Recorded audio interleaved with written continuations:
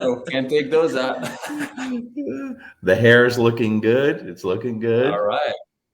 I can't do that. So I have to click on make it public so everyone can see it here. Let's see. Hold on one second. Of course. We are live now. We'll give people a minute to get on. Sure, sure. So this is streaming through Facebook then, live. Yeah. All right. And Interesting. it'll be there too. So we'll be able to put it on YouTube and stuff for people so anyone could watch it. All right, cool. Just That's good. I, I need to go make it public so everyone could see it, not just our friends. All right. Uh,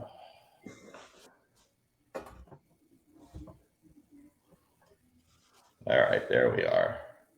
Yeah, we're Edit good. privacy, public, done. All right, now we're good. We'll just give people a minute to jump on Sure. here. There'll be Mhm. a whole bunch of people jumping on for sure. They want to hear what you're saying. How you doing, man? Everything going good? Oh yeah, everything's going great. Yeah, always on the forefront, as I always say in the videos. Like it doesn't stop, man. You never get to that point in dog training where you're like, I made it. This is the home run. It never happens because you can have the best training yesterday, and today is like, oh, damn. So, or you see things you got to work on. So it's never ending. It's nonstop.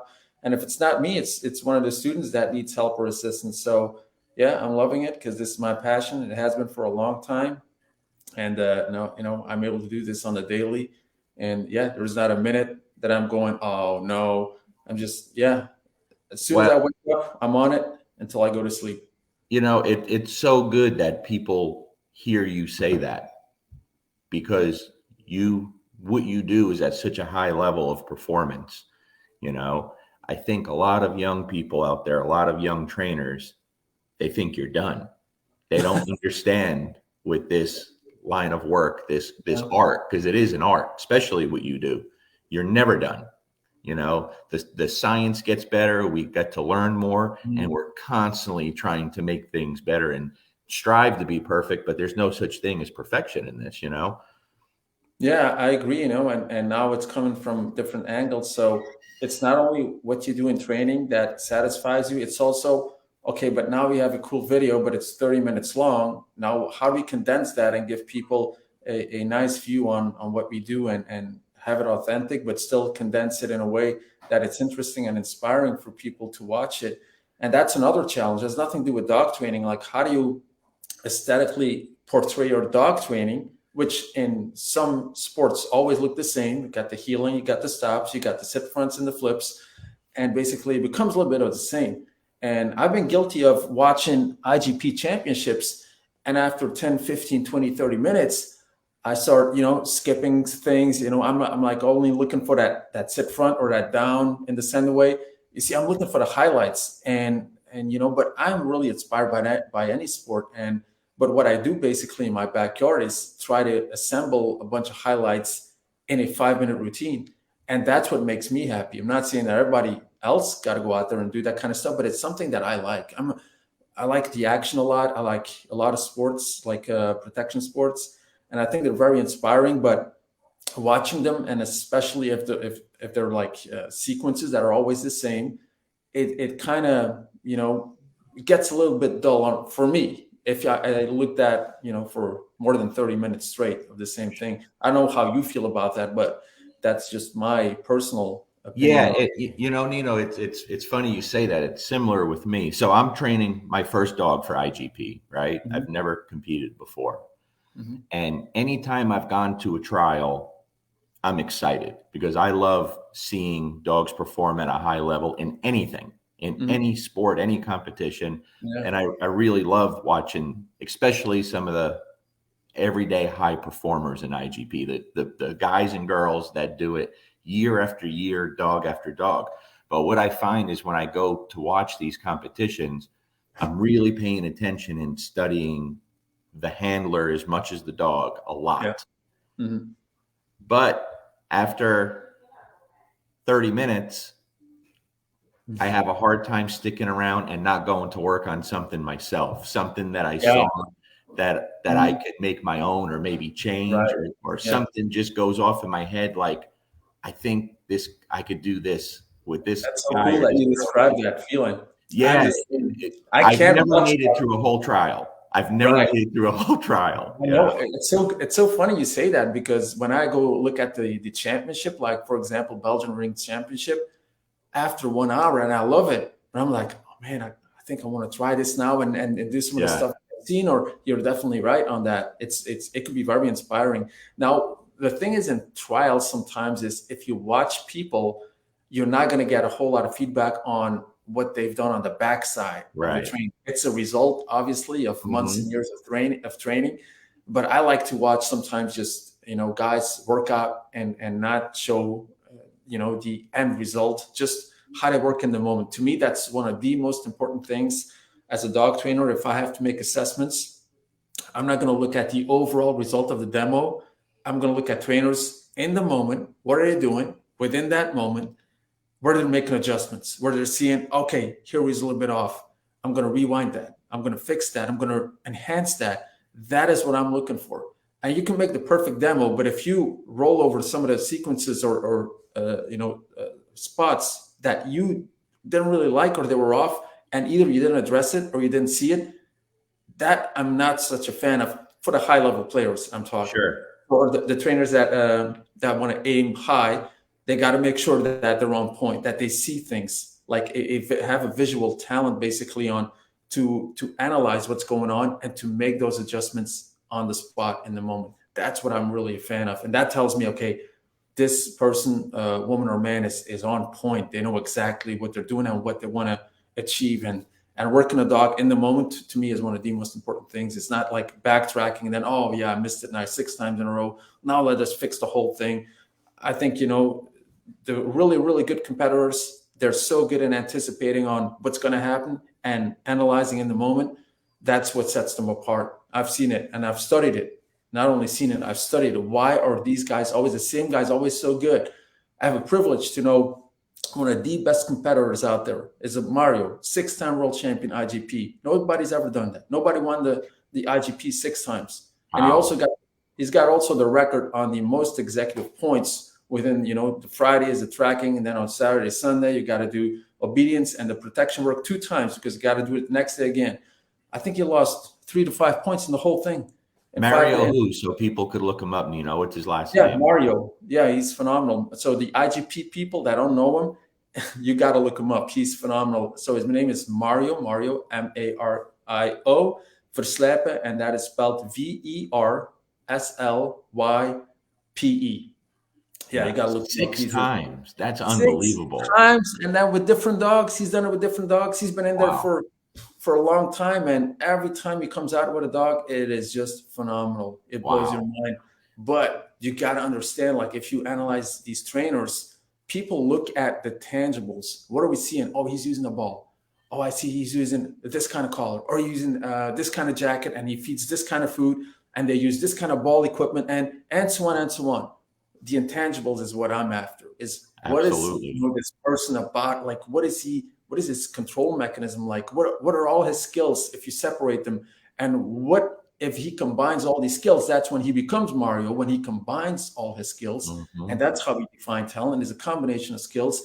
And if you break down the skill, it's incredible what he can do. No, but the thing is, if you ask people now, what have you seen that makes him so extraordinary, that they start looking at the dog and they start looking at some details, but they don't really understand the whole framework.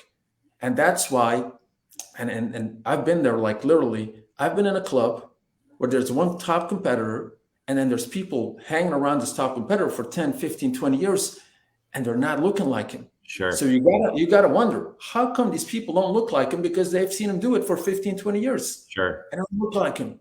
So there's something to say about that. So it's not just observation, imitation. If it was just that, I mean, it would be easy, right? You buy Well, any I think what you don't see, Nino, is the little things. Mhm. The little things that maybe people don't even really think too much about behind the scenes. And it's like that in behavior too.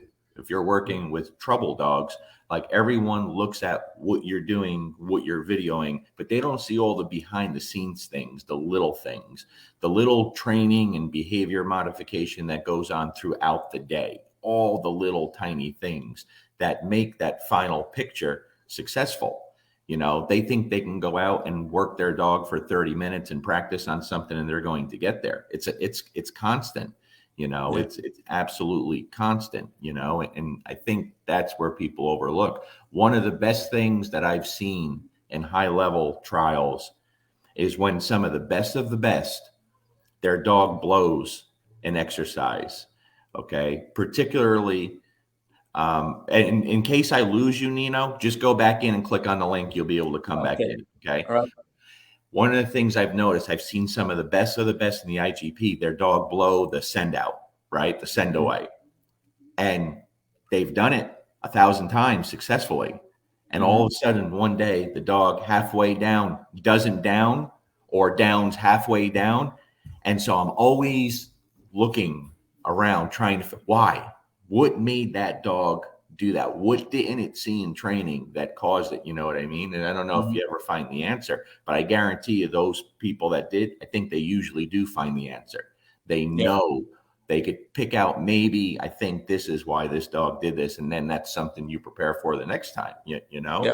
So that's the beautiful thing about working with the animal. No matter how good you are, eventually there's going to be some errors, you They're gonna, know? yeah, they're gonna catch up on you for sure. For sure, that the animal is a living being on itself, and you can display all the skills in the world and all the talent.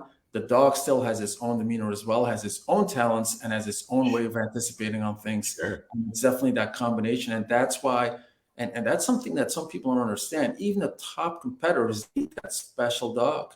They need that dog that has that X factor, that has that unique ability to understand and to transcend skill in both ways. It's going both Mm-hmm. directions because the dog's given a lot, the handler's given a lot, and it's that synergy that brings him, elevates him to the top. And that's why and I think you have that also, is people ask you, oh, well, you've done it now with a Malinois. Now show that to me with a Husky. And I like that Oh, I comparison. hate that Darcy It's a crazy. fair comparison, because if people don't understand the game, of course they're going to say, well, that's one dog. Now show me with a lesser dog how you can apply your skill or your methodology, and then Mm-hmm. I'll believe you. So I do understand where they're coming from. But in sports, and I like to compare it with the F1, is you don't put the best pilot in the worst car if you want to see what he's capable of. That's You know, right. in a car that's at least capable of finishing, that's one, and that has an engine that rolls, and then he can show what he can do in his bends and in what his analytics and what his multitasking in that cockpit. That's what it's about. And people don't understand that if the dog is not eligible to do these kind of things, it doesn't matter how good you are, or how good your system is, or your methodology, or your ball play, or whatever. It doesn't matter. Right. The dog. And I already saw you laughing, so please give me your take when you get that question. I All the hear it all the time. Yeah. I hear it all the time. And I'm not doing the performance to the level like you are. And I still hear it all the time. I heard that same thing 2 days ago, and it was the same breed. They laughed and said, okay, now show me that with a husky or a northern breed. Yeah. Well, what sense does that make? You know what I mean? I don't understand that. How about you show me that with a Malinois or a German Shepherd? Okay, how about that instead? Because if you think you can do that, if you get a better breed, just show me that. Why dumb my stuff down or dumb your stuff down to appease you so you don't feel bad? That doesn't make sense to me. You know what I mean? But I've seen you work out a little bit too, right? So you work out. You're the guy that goes to the gym, and the people that don't go to the gym, and if they would see somebody muscular, and I'm not even saying huge, Sure. but say he's ripped and everything, they're very likable. Not everybody, but some people are very likable to say he's probably on juice. Mm-hmm. Because that would simplify the fact that they have something that they don't have, or that maybe they give up on. And then it's easier for them to relate to, okay, well, of course they do it because it's a Malin. Well, of course this guy looks buff and great because he's on the juice. Of course this is possible. So you kind of downgrade a performance, and then you go, well, of course then. Because if I would do that, of course it would work, right? Yeah. Deep down, I think they know that that's not the truth. But, what can you do? I think it's a little bit how people are like. If either they want to downplay you or your performance, or they want to downplay the dog, or And it doesn't really only relate to dog training. I feel it's in Well, many. I'm glad you brought up working out because I compare the two often. Okay. Mhm. And so when I started lifting weights, I just got out of high school. I graduated high school at 6'1", 135 pounds. I was as skinny as could be. I started lifting weights. I stopped playing basketball. I stopped boxing. I stopped doing all that stuff to get big. I was in Mhm. the gym 2, 3 hours a day and I wasn't gaining nothing. And I did that for a while. And then it dawned on me one day, after like 2 years, I'm looking at all the same people doing the same stuff every Mhm. day, and they never looked different. Yeah. And I said, something's not right here. And so I dug deeper into the science. Mhm. Okay. Now, for me to start putting on weight and getting bigger, I had to sacrifice a lot physically and Mhm. mentally. So instead of working out 2 or 3 hours a day, I'd walk into the gym. My weightlifting session was extremely intense, but 15 minutes, 20 minutes tops. Mhm. And Yeah. then I'd go sit on the couch and I'd eat a whole pizza and a Whopper combo meal and not move. And in 2 years, I gained 90 pounds. And I started hearing this the steroid thing. He Yeah. has to be do. No, I just knew that I had to look what everyone else was doing and not do the same thing. I had to find a different way. And so I study a lot of different people with the dog stuff. I don't try to copy anyone. I try Mhm. to take what I can use from everybody and make it my own. And that's a Yeah. constant work. You know, the tracking thing right now, I'm brand new to tracking, right? And so I'm lucky to where I have good people I can call and talk to and follow and help. And I'm kind of doing all kinds of different tracking, to kind of give my dog so many different pictures because at least in my opinion, I truly believe not just in fixing behavior, but in teaching behaviors. I like to show the dog as many pictures as possible Mhm. because I think the more pictures I show the dog, the better they learn something, whether it's behavioral or obedience. And that's just the way I'd like to do things. But it's not just dog training, like you said, it's everything. It's everything you do. It's all kind of related, and you have to be able to break things down like that. Yeah. You know, so one of the biggest questions I got about you, Nino, is your dogs perform at a super high level, right? Really high level. And one of the main things is people wanted to know, and then we can get into a bunch of the questions. Mhm. What is it exactly that you look for in not just the puppy, but the mama and the daddy? What is it that you look for? Oh, okay. Well, here you go. The traditional way of thinking is what's in these dogs that makes them stand out and makes them produce all these great things with Nino. But I keep saying it, and this is part of my methodology as well, as like you have to make an assessment on both, right? Because, like, for example, in my MVP class, I just made a video where I'm working a 8-week-old puppy for 5 minutes straight, okay? And then I give the same puppy, and he still got enough food drive, and I give him to my student. He was on the spot, and I took the camera and I said, "Now you work him for 5 minutes straight." And the puppy looked completely Mm, different, right?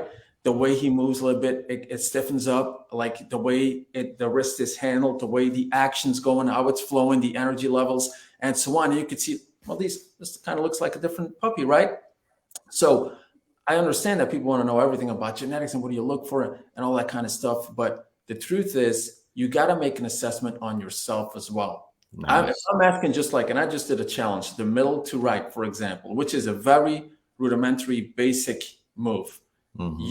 I'm always surprised how stiff people are and how agile these dogs should be because they're doing it with Malinois, they're doing it with pit bulls, they're doing it with all these working breeds that are Sure. supposed to be very fluid and agile. They still look stiff as a board.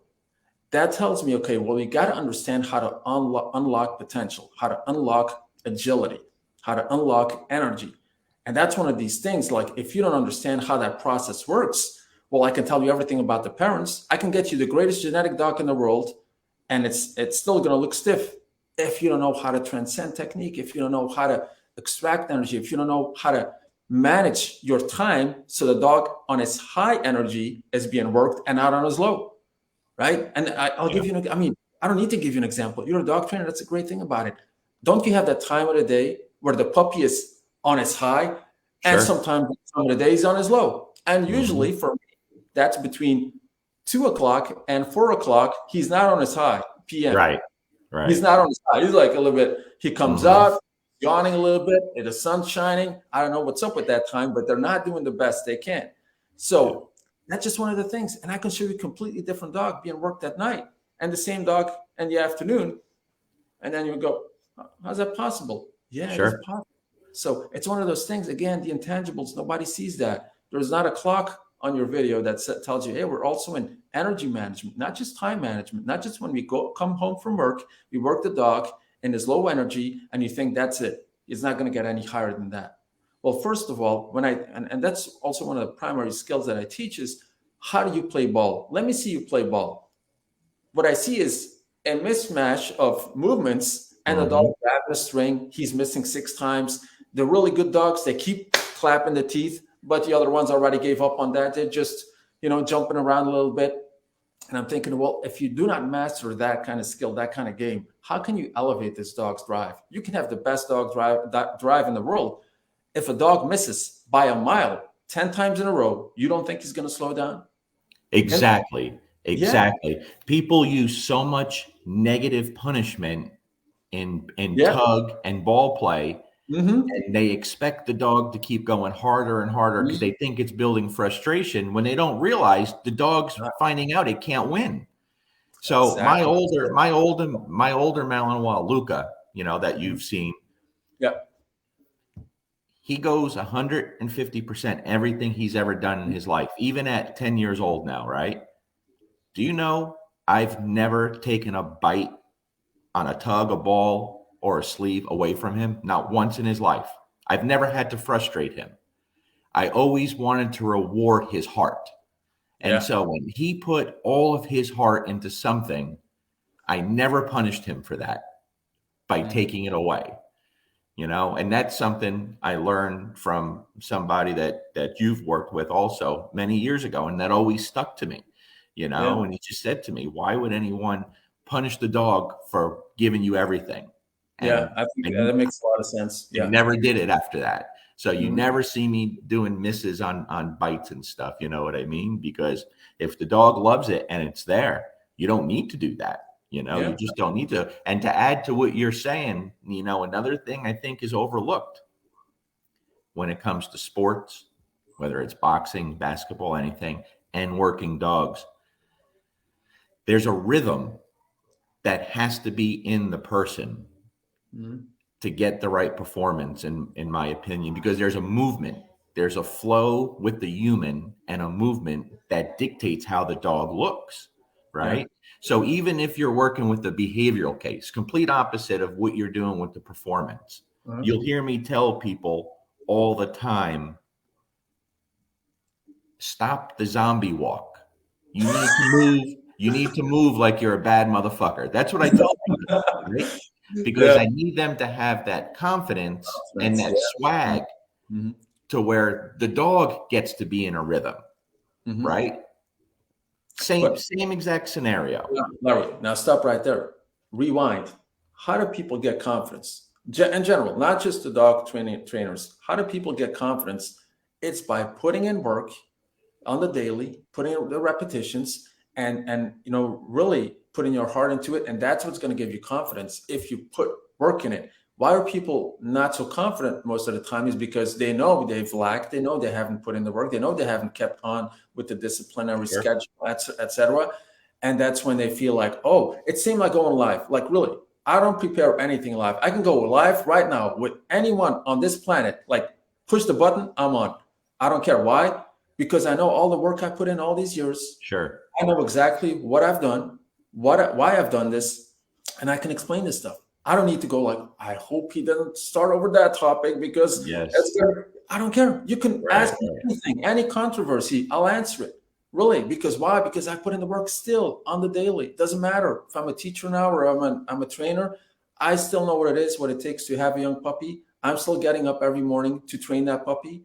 I still cut up the food. I still do all that kind of stuff. So, and I think that's one of the things that takes away confidence if you've been lacking in those areas, and then you get confronted and go, "Oops, yep, that's a hard one. That's a tough one." So, not sure if you agree with me on that, but I Yeah, no, feel. 100%. Knowledge is power, and so is Mhm. practice. Yeah. And that repetitions are important. Well said, Jay. My buddy Jay says people don't realize there's a difference between irritating a dog into biting and the dog committing to a real game. No Mhm. doubt, no Yeah. doubt. And Jay's definitely one of the best at that too. He's fantastic at. So speaking of food. Do you Yeah. use, this is another question. Do you use existential food for your training with your puppies? Yeah, I think that makes the most sense. There's always, how do you call it, exceptions to it. But Hmm. overall, if you want to, I call it like taming a wild animal. You're not gonna feed, or the opposite. If you wouldn't feed the animal and then you would go in there and think you're gonna tame it, it's gonna kill you because it's too hungry. Well, with Sure. dogs, you need to have that, a little bit power over the source that gets his interest. And the primary first thing that comes to mind is food. That's how you get in a lot of technique. That's how you make him move. That's how you basically synchronize with that dog. And yeah, because let's say you have both. If you're really lucky, you're going to have high food drive and you're going to have high ball drive, prey drive.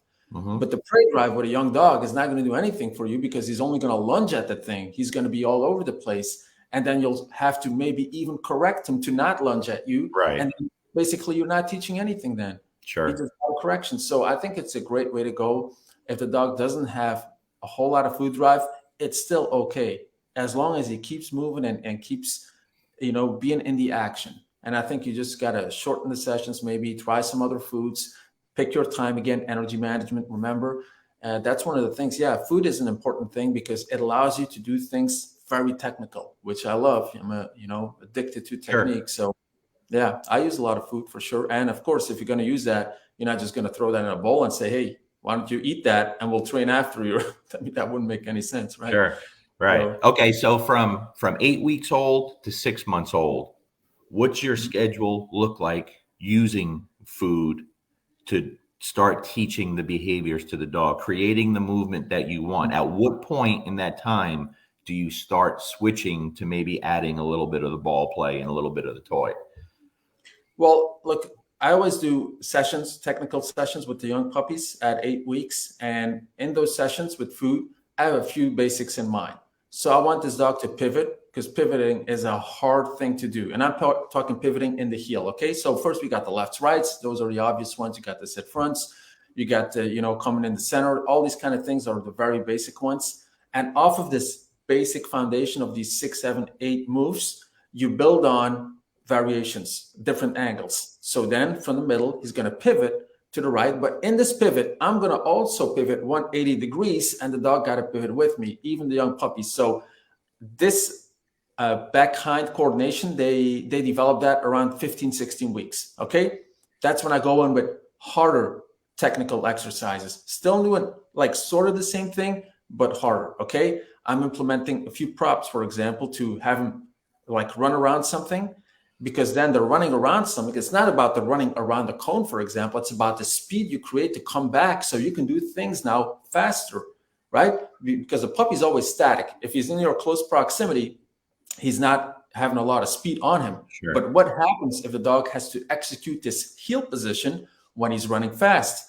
Now, how do you make him run fast? Well, you can't be running with him because then he's still with you. You got to send him away from you. All Hmm. right. So I do a lot of sendaways and comebacks. And from these comebacks, I do comeback in a center heel. I do comeback in a sit front. I do comeback in a, I walk away then from the dog, I run away, and then he's going into a prance healing, for example. So that's when the combos kick in. I'm a big fan of combinations. The freestyle for me is something that I never want to give up on because basically sometimes I have a little structure in my head. I'm going, okay, I'm going to go with this and this and this exercise today. And all of a sudden, either things change because I see something that I got to work on, Yeah. or Yeah. I'm like, oh my God, he's on this incredible energy roll. Let me try something harder now, or let me try something more extreme that see how much he can put his, or start fading, for example. Right? People always ask me also, when do you fade that stuff? It all depends on the dog and your technique. How are you going to fade something if you're not even happy with how he's doing it? Sure. So now let's say he's doing something phenomenal. I start fading right away. I'll come back to it. I'll go back to that lure again, but I'll start fading and see how he reacts to that. You see, I'm now capitalizing on his high energy and his belief of positional work and technical Hmm. work that I'm fading out 8, and all of a sudden he's keeping position, click, or boom, you're on. That's when you confirm what he's doing, and those kind of moments is what I look for in a dog training session. Is that, oh, nailed that, oh, was fading that, he still kept position. These little steps that he took further, like a pivot. The first one is one little back step, this much, one little back step, but it's butt down. Okay, he does that, 1 foot. Then he does that. Now I'm trying to make him turn 1 little inch. Pop. And you got to be content with little things. And if there's also one of the things that I see is greed. People are so greedy. I can't believe it. Like the little dog shows something phenomenal, but they want to push it until it's like, well, now you can't reward it anymore because he completely went sloppy or he couldn't hold that position. Well, and then you got to do it again and again and again. And now the puppy's suffering because the handler's got to practice, which is also a necessity. That's why I'm a big fan of practicing without your dog. If you need your dog to put in all the footwork, I mean, you're going to have one hell of a dog to go with you and do that a million times, basically, before you get off. So I'm doing a lot of things. And that's where the headphones came in. Why? Because if you're doing that kind of stuff, it really looks silly just doing that in the open. Like, hope nobody's watching me. But if you're listening to your favorite tune, you don't care about anyone's looking. It's like singing in the shower. You don't care because you're in the zone. You don't care. And that's what I do with these dogs. You know, I put on the headphones, and now I'm at the level where I'm doing it with the dogs, right? Because I know all the movement, the technical movement without the dog. So then I'm in this moment, and this music inspires me to either find a new flow, a new rhythm, a new exercise. That's what I was just going to hit. That's what I was going to say. See, the music that brings out that rhythm in the movement and you. And I do the same thing if I'm, say, hitting a speed bag. I'm hitting a speed bag or a heavy bag. I got the music on. Yeah. And my flow with the speed bag comes from what I'm listening to, right? And so I'm not going to listen to Andrea Bocelli when I'm hitting the speed bag. You know? I did. One of my favorite routines that I made was actually on the symphony. What they call it, like Vivaldi. Yeah, one of the symphonies, a very, very famous symphony, and it was so powerful that I had to do something. And in my head, I was like, in front of a crowd, I had to show something, and that's the kind of stuff you just fantasize about. It's definitely not real or something, but you don't care. It's like living that moment, having fun, and that's okay. So when you put out the video, the first one you did of you doing all kinds of kung fu shit, your movements with no dog, right?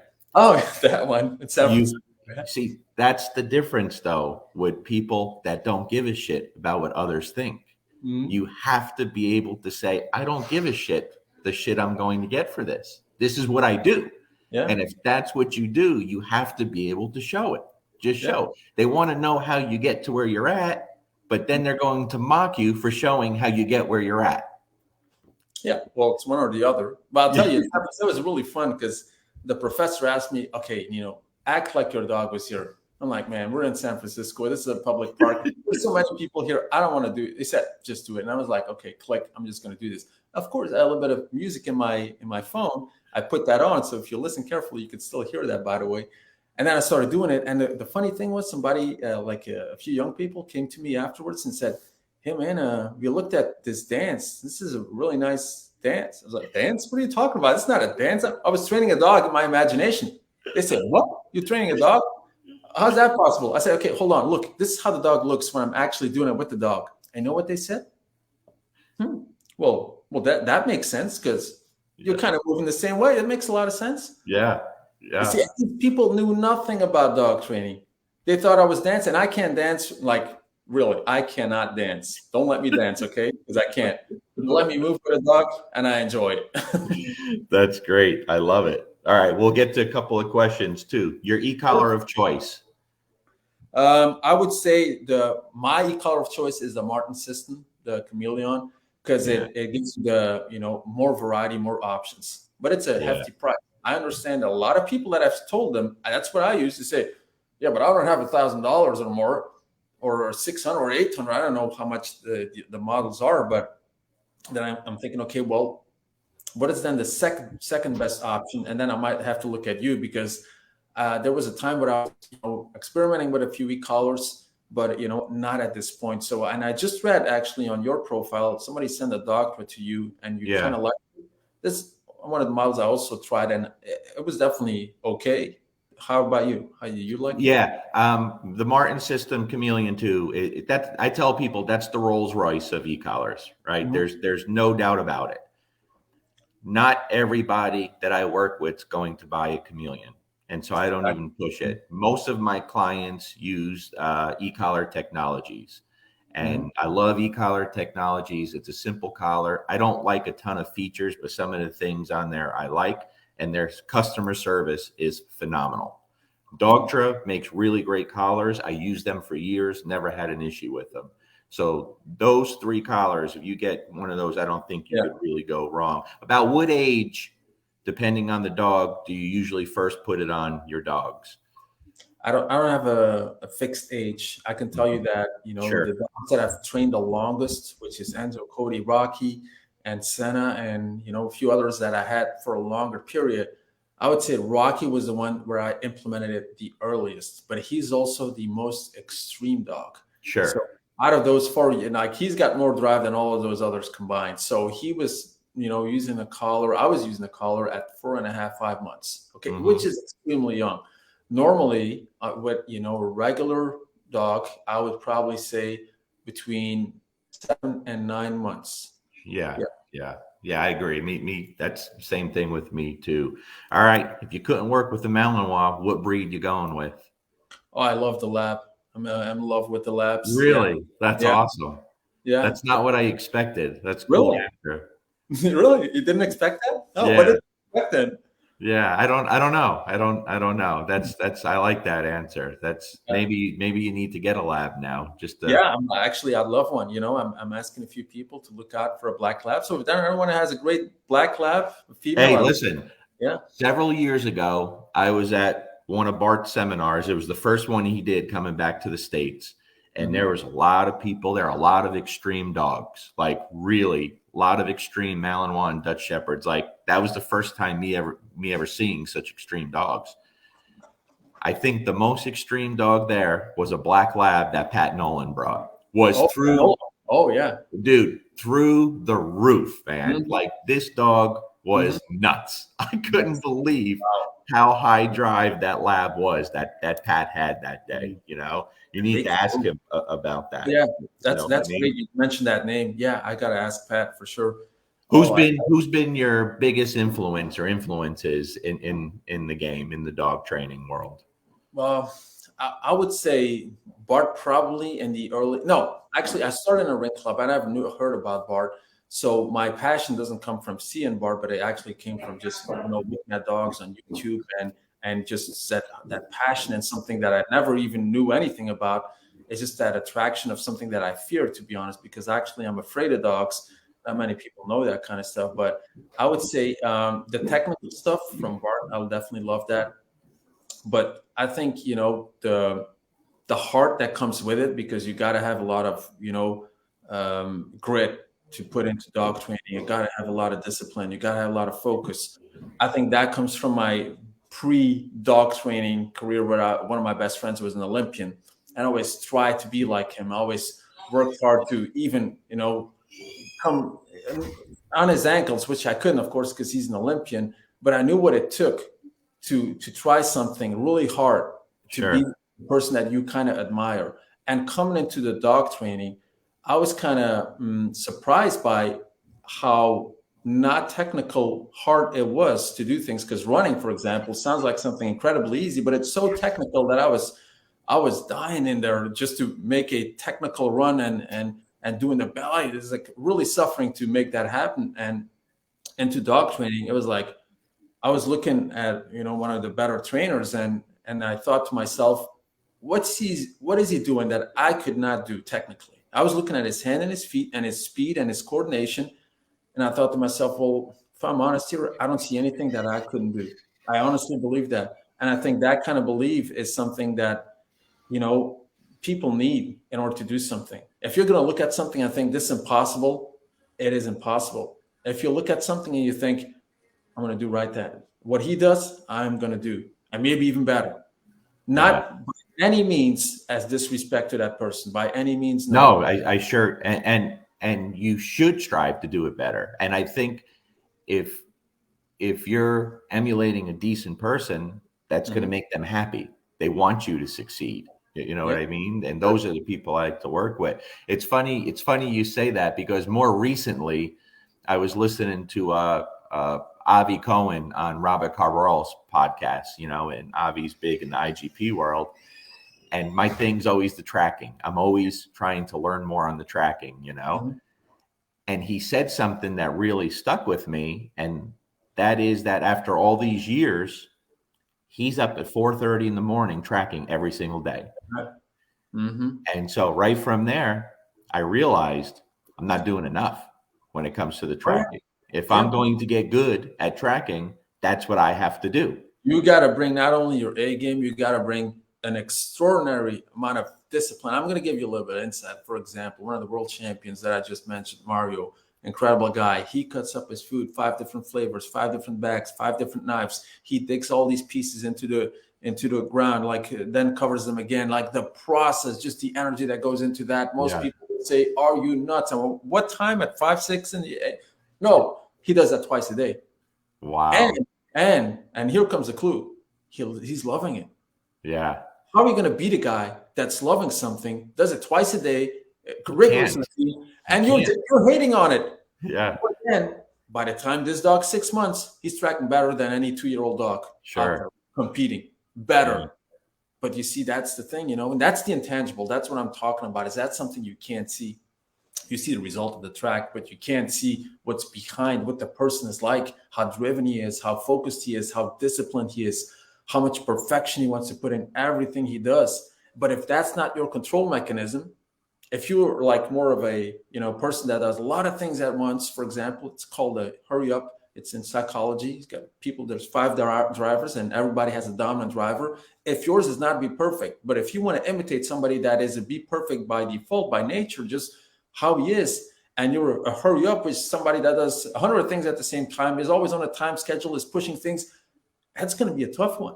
Yeah. To beat somebody at that kind of game. You see, but the routine of the IGP, which is always the same, you go to any place in the world, your competition is going to look exactly the same. It's going to be judged. It should be judged exactly the same, which for the Be Perfect makes a lot of sense, because he can perfectionize his craft even more, and he's not going to get any surprises, right? So he puts his money on what he thinks is important. So that's when he becomes, energized by using that driver for things that he wants to do. If you ask a Be Perfect, now, you know what? My desk looks a little disorganized. You're a Be Perfect. Can you make that perfect? He'll go, are you nuts? Of course not. That's one. And two, if you make him do it, he's going to lose energy because he doesn't think that's important. Sure. You see, it doesn't work like that. Anyways, to go back to those intangibles, I think that's a really important thing that people oversee. And if you look at dog training, Larry, and people talk this is my job. I talk about dog training every day.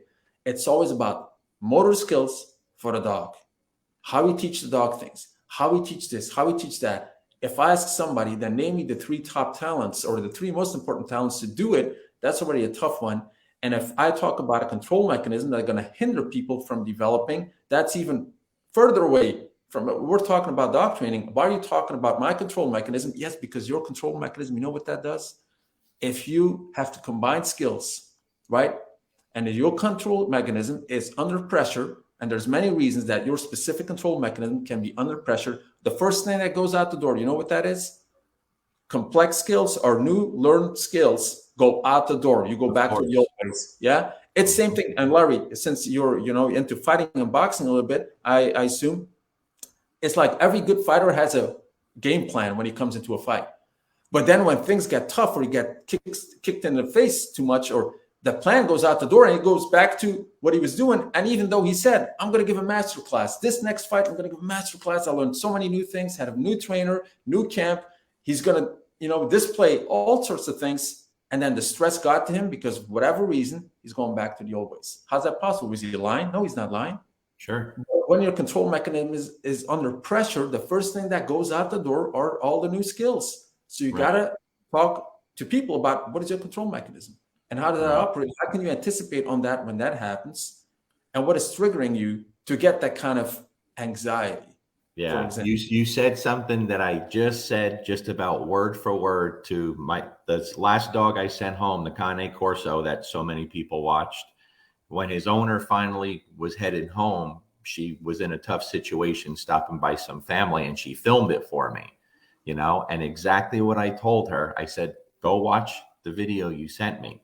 I said, you went back to doing exactly what you did the first day you dropped the dog off, because when you're not practicing without the real distractions, you're always going to revert back to what you were doing before. Always. Yeah. Muscle memory is very strong, and so is mental memory. And Yeah. so a lot of people don't know, but I was a firearms instructor for Department of Homeland Security for a long time. When we did our qualifying, a lot of police departments shoot once a year. We had to shoot at least every quarter. And our qualifying shoots, it, it was always timed. You were always under pressure. So everything was from the holster with turning targets when you're in the right places, Yeah. and it's timed. Two Yeah. shots, 1 second, boom, boom, boom. You have to get off. So you Mhm. don't have time to sit there and dial in, because Yeah. you have to train and your body has to get used to performing. And in Mhm. that situation, the pressure is only the clock and the turning targets. But if you can't get through that, when you get in a real situation, I've seen people that look the part, have all the gear, they have the shaved heads and the tattoos and the beards, and then you put them in a real situation. What I used to do for a living, well, they Yeah. cave. They can't perform. They're scared to death. And their body doesn't perform because they haven't put in the work and they never had the mental capability to do it in the first place. Yeah. And that's the difference. And again, going back to dog training, there's no damn difference. It's the same damn thing. You know what I mean? Anybody that you're watching today that you think has a real bright future?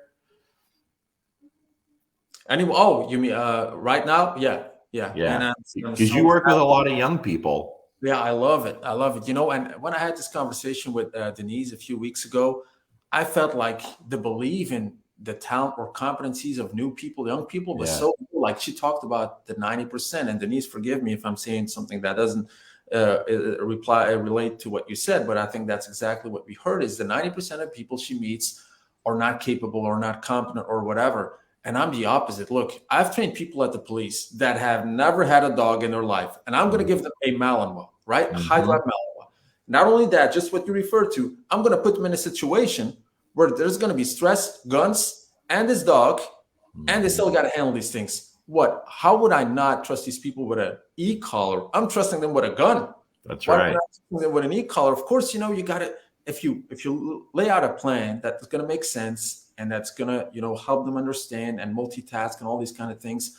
I think you got to give people the benefit of the doubt, because if they really want it, they're going to pull it off. Why? Because I'm looking at myself. I'm looking at, remember that first day you got your dog and how you moved and how crooked and how bad that looked overall. That's right. But I put my mind into it. As I was laughed at when I said the first time before I had a dog, I think I want to join that canine unit. It's something that's been on my mind. I hear the laughter still today. Sure. You know somebody at the canine? You got a dog? You know somebody at the canine? No. Did you ever, practice with a dog, or do you know somebody that's going to help you do it? No, I don't know nothing of this. It was laughable. But you know Yeah. what? The mind, if you put your mind into something, it's just like you were thinking of getting big, you got big. If you really want it that bad, you're going to get it. There's nothing that's going to stop me. And still today, if I love dogs and love to train them, nothing's going to stop me. You can strip me from everything. Nothing's going to stop me from grabbing a leash or a piece of food and go out there with a dog. Sure. It's Hey, perfect. listen, sometimes I could be sitting on the couch watching TV 11 o'clock at night, and I get an urge to go work on something, or just go do some bite work with my puppy, or just go throw a ball, something, Mhm. because I still love it. I still love doing this. But he's 10 months old now, Dante, my IGP dog. Well, hopefully my IGP dog. And you know, I really put a lot of work into the basics, that foundation. So even though he's healing without a leash and no tools and doing something, I still go back and do sessions against the Yeah. wall where he's just coming in to perfect heels and I'm rewarding in position stationary. And that's what people don't understand. So I Right. talk to trainers all the time, like, hey, I've been working on the healing, like what you do with Dante, for a week, and he's not doing it without the lore. I said, a week? He's, I said, go watch Dave Croyer. It'll tell you it takes him 18 months to get his dog healing the way it wants. This Mhm. is something you have to Yeah. work on. And if Yeah. you're not doing it correctly, it's going to be harder.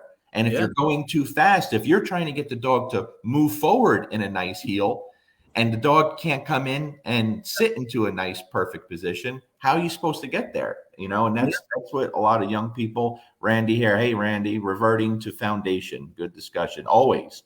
Foundation's everything, Yeah. it's And what everything. you just said, to touch back to what you just said, that takes, and that is also an underestimation from trainers and myself included in the beginning, is, do these people have a long term? And in dog training, long term does not mean years. Do you have a 12-month vision? That's That right. means you're going to do things today that you might go, well, why the hell am I doing this? That's not making any sense. But in 12 months, you're going to see the result and it's going to be better than anybody else. But are you, look, if they don't see it, if you don't have that kind of imagination, which I know some people don't have, that's why there's a lot of props being sold, a lot of DVDs being sold, a lot of whole stuff being sold, because they got to give people this idea that that tool is going to create something that is going to give you this imagination. Okay, now it makes sense because I see this tool and this tool is going to help me do this. If I give you a piece of food and I say, look, every routine that I ever did is based on this piece of food, there's no wall, there's no nothing, just you and your body. That takes a lot of imagination. And if you don't have that imagination, which is totally fine if you're new, Mhm. but it's our job also to give people that vision, to give people, okay, this is what you're going to do. You got to talk to you, right? Comprehension first, then comes the action. When you went to the gym, you said, I put in the action, but I didn't really comprehend what I was doing. And I Yeah. didn't get any gains. Of course not. You got Yeah. to know about macros. You got to know about food. You got to know about training, about, tension under pressure, about sets, all that kind of stuff that goes into the gym, and that kind of realm is the same for dogs. People sometimes buy a class of me, and I do 4-hour lectures, and I went straight to the demo stuff, and then said, "Hey, that's not. Look, there's a reason I'm going to talk 4 hours just about foundational work, just Yeah. about why I'm doing all these things. So Mhm. if you understand the why, the how just becomes easier for you because you can relate to it, because you can motivate yourself. Hey, I'm putting in this work, that's going to have that kind of result. So Yeah. Jay's asking you, JV, how you doing, buddy? How soon do you start bite training on a pup? I do bite training the second they come home. And Yeah, that could me be too. 6 weeks. 6 weeks. I have a cool video on YouTube, Yeah. 6 weeks. Incredible. You just but not a rack. You will never ever see me, or like really not often see me do something with a rack unless the dog doesn't want to bite the sleeve. Then I'm just going back to build and trade drive. But I do everything on a sleeve. I even put a 4-week-old puppy on a little sleeve. They No can't. kidding. Yeah. Really? Yeah. I So you just don't never use a flirt pole or anything? nope. Mm-mm. Wow, that's Nope. interesting. Yeah, the NVBK, and that's like 100 years of no, well, the NVBK is like since the 50s, but there's a decades of tradition in building grip. And I think these people have put in all their time, all their passion, that they've wrapped their heads around this more than anyone, because it's decades over decade, and it's people and dogs that have gone through the system to build the perfect grip. You know how big the Belgian ring and NVBK is Sure. about the grip. Yeah. So, and I've seen it and I've done it, and I've seen decoys work, these little puppies with those sleeves, and I've seen the other side also. And I always come to the same conclusion: is I'm going to go what I see the best results. And I'm going to go what I think, not only think, but is proven to be, the most foundational method to build grip, because the whole program is built on grip. I'll give you an example. You can have a dog that does every exercise and perfect your master defense, your recall, your bite down, out, everything, the jumps. If he doesn't have that full 25 full grip power Right. strike, he's not even coming close to winning anything. That's how important that grip is. And then I studied that grip so much because I was very passionate about it, because there were some really talented dogs in that pool of ring work in Belgium. And I wrapped my head around it, I think, more than anyone. Like, I was obsessed with this. And I came to the conclusion, you know what? This is the way I want to do things, with always a sleeve. I got in the puppy sleeve. And if your dog can't buy the puppy sleeve, you must question, you must assess why he's not doing that. Is it because he needs a little bit more time? Okay, he needs more time, then go to drive building. Drive building is not grip building. So don't bring out the rack, pull the dog up and say, look, we're doing grip work. No, no, no, no, Right, no. right, right. I'm going to do grip work. You'll see his mouth open up. Like, even if he's a puppy, they can't open up like this even. And some of them even like that. You see, that's where you make the assessment and see, okay, what kind of quality are we working with here? And some puppies need more time. It's totally fine. But do not compare prey with grip work. If you're going to do grip work, he's got to open his mouth and he's got to put some pressure on it. He's got to give that technique of biting something and not holding on to things which are this thin and you can pick them up, etc. I've seen labs do that better than Malinois. Like you were just mentioning a great lab. A Yeah, great lab will hold on to a tug and you can get him up and you'll still bite that thing. sure, sure. Right? So then you're not talking grip development because there's no lab in the world that's going to give the same grip as a top Malinois. It's just impossible. Yeah, So that's why it takes a different approach and a vision plan. What's next about the sleeve? How's this decoy going to work? How are you going to work in conjunction with the decoy? Are you going to hold a leash? Are you going to put a little tension on the leash? When are you going to release this leash, etc.? All these things that come into play. Now we're talking about a serious plan here. It's not just, hey, let me see what this little puppy does. That's like the first time. That's when you can do it yourself, basically, almost, if you kind of know the technique. But soon, if it looks great, you got to get in people. Now it's teamwork. It's not right. just no longer one guy. That's all fun and games. If you're serious about going into competition and building grip, you need a team and you need guys that know Oh and yeah, understand grip development, like also passionate about this. And I've sure. seen a lot of differences, Larry. When I travel to the US, I'm still so surprised. Like, I mean, these days the internet's everywhere. They're getting in the best people of the world. And sometimes I see grip development like this is like 30 years rewind. How is that grip development? I'll give you an example. I hope I don't upset people, but sometimes they show me bite marks on how hard the dog bit, and everybody's black and blue. And you know what? Then I think of Sanava, who is like one of the last craftsmen in the world building suits. And he said, if you're black and blue, I remember that because I used to do Monument Ring competition as a decoy. He said, when you're black and blue, you're either too slow or you're wearing the wrong suit. Like, how's that? He says that suit, that half competition suit, is built to be that fast that you can pull yourself out of that grip. If you want to give grip, you got to have a bigger suit or use a Belgian suit if you really want to develop grip. Well, that made a lot of sense to me. So when I see people black and blue, I already know, look, you're giving grip to either a dog that can handle that suit better than anything, and he's hurting you, which you shouldn't be allowing because then he needs a denser suit. You need different materials then to actually also, create his skill. Because biting on a suit, half competition suit full, see what happens if you give him the most dense sleeve in the world, like a brick that he has to hit, and then say now all the way to the back molars, and I'll close your mouth. See what happens. You'd be surprised. I've seen dogs that all of a sudden they need to go back to the number 2 of the young dog sleeve to then build themselves up again to the adult sleeve, and they were killing people in that suit. You see, Yeah, I come from a different world. Like, unless your puppy is biting on a Belgian ring suit when he's 8 months, now we're talking grip. Because if you put that dog on a half competition suit, he's gonna hurt people really bad. right, right. Hurt people. You're not gonna give your arm with that dog.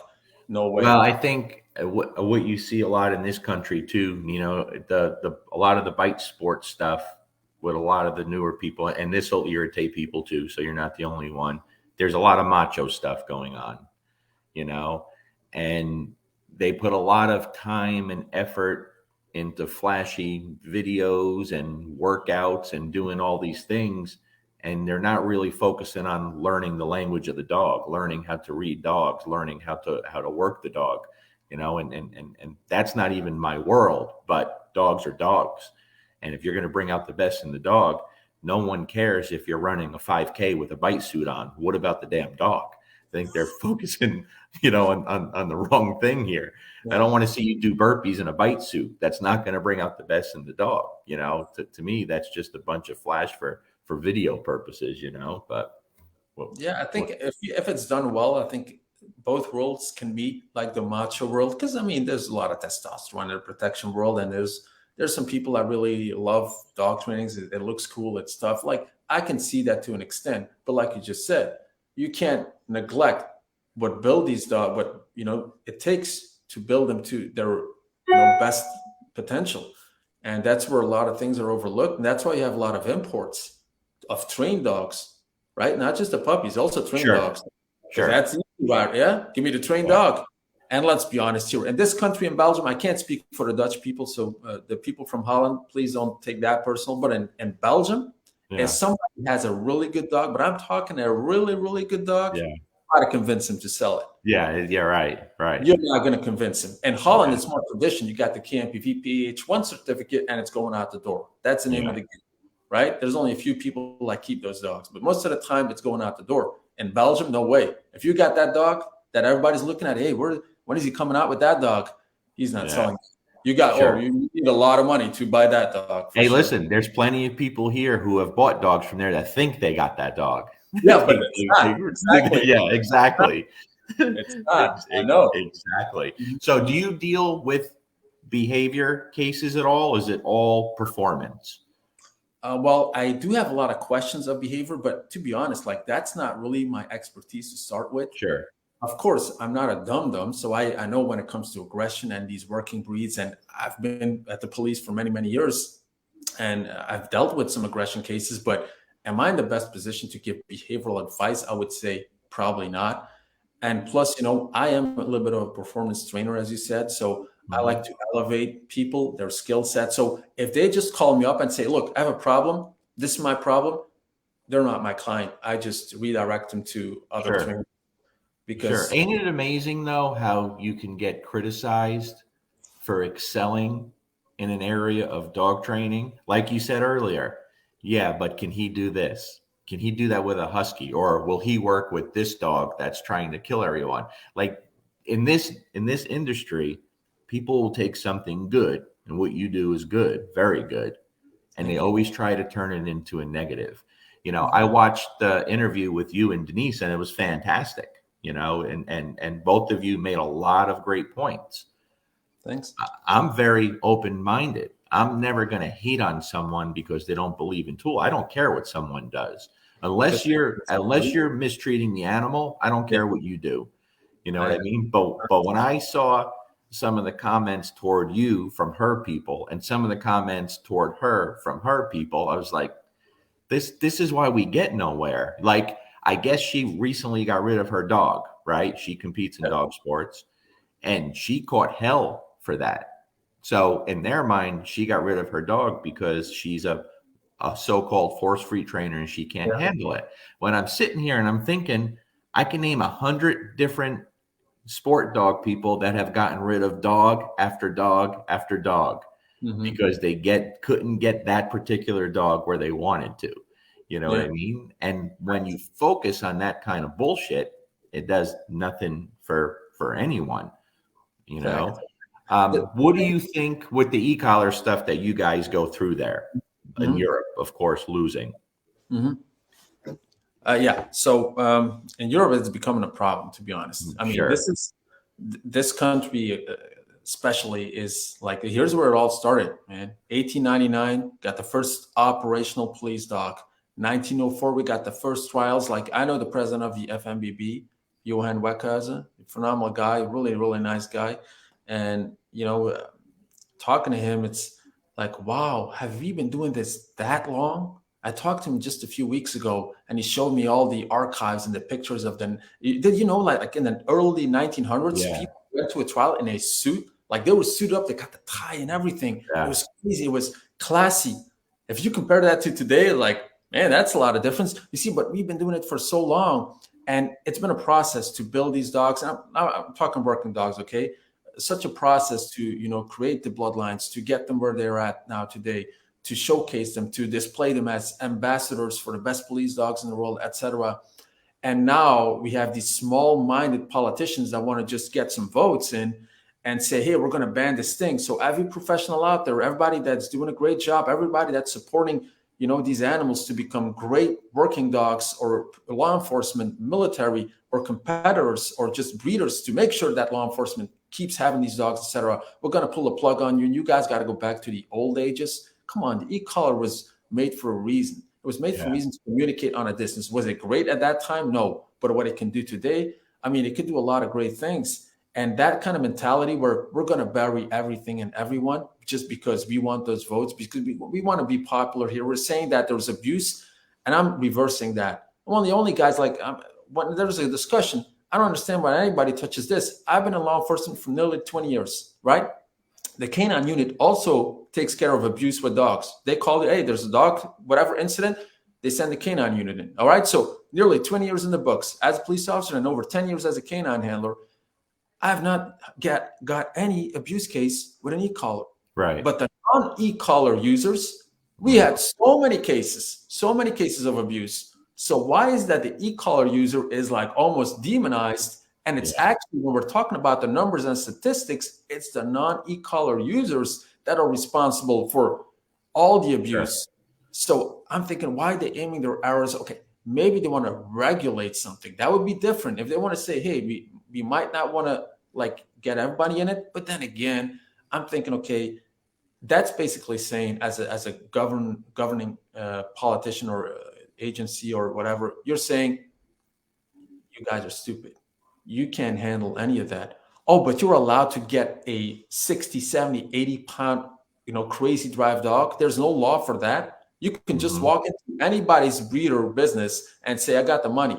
Where can I make this reservation on this dog? And if he's high driven, you could say, I got this much. Will you sell him to him? 90% will say, okay, you got him. And then what? You see, there's no law for that. How come there's a law to ban a tool, but there's no law to keep you from buying this crazy dog that's going to cause mayhem, perhaps in anybody's hands? Yeah. I understand the logic. I'm trying to find, that's why I invited Denise, because I wanted to talk to somebody to find sense and logic in their thinking process. And the only process that I could find was they're also always talking about abuse and the people that are incompetent and the people that are messing up. Like, what? Based on what? Now show me the numbers. Yeah, they made a video maybe behind the scenes somewhere, and they were pushing a button on a dog. There could be a million videos of people abusing without that tool. So, I mean, how is that even comparable? If you see how many e-collars are sold, and like professional ones, like the brands you mentioned, and how much use there is with people buying, investing in that, investing in a trainer, in that tool. I mean, are they going to make mistakes sometimes? Yeah. But and that's a little bit what annoyed me a lot with Denise's conversation is when the word discomfort came into the equation, all of a sudden there was a separation.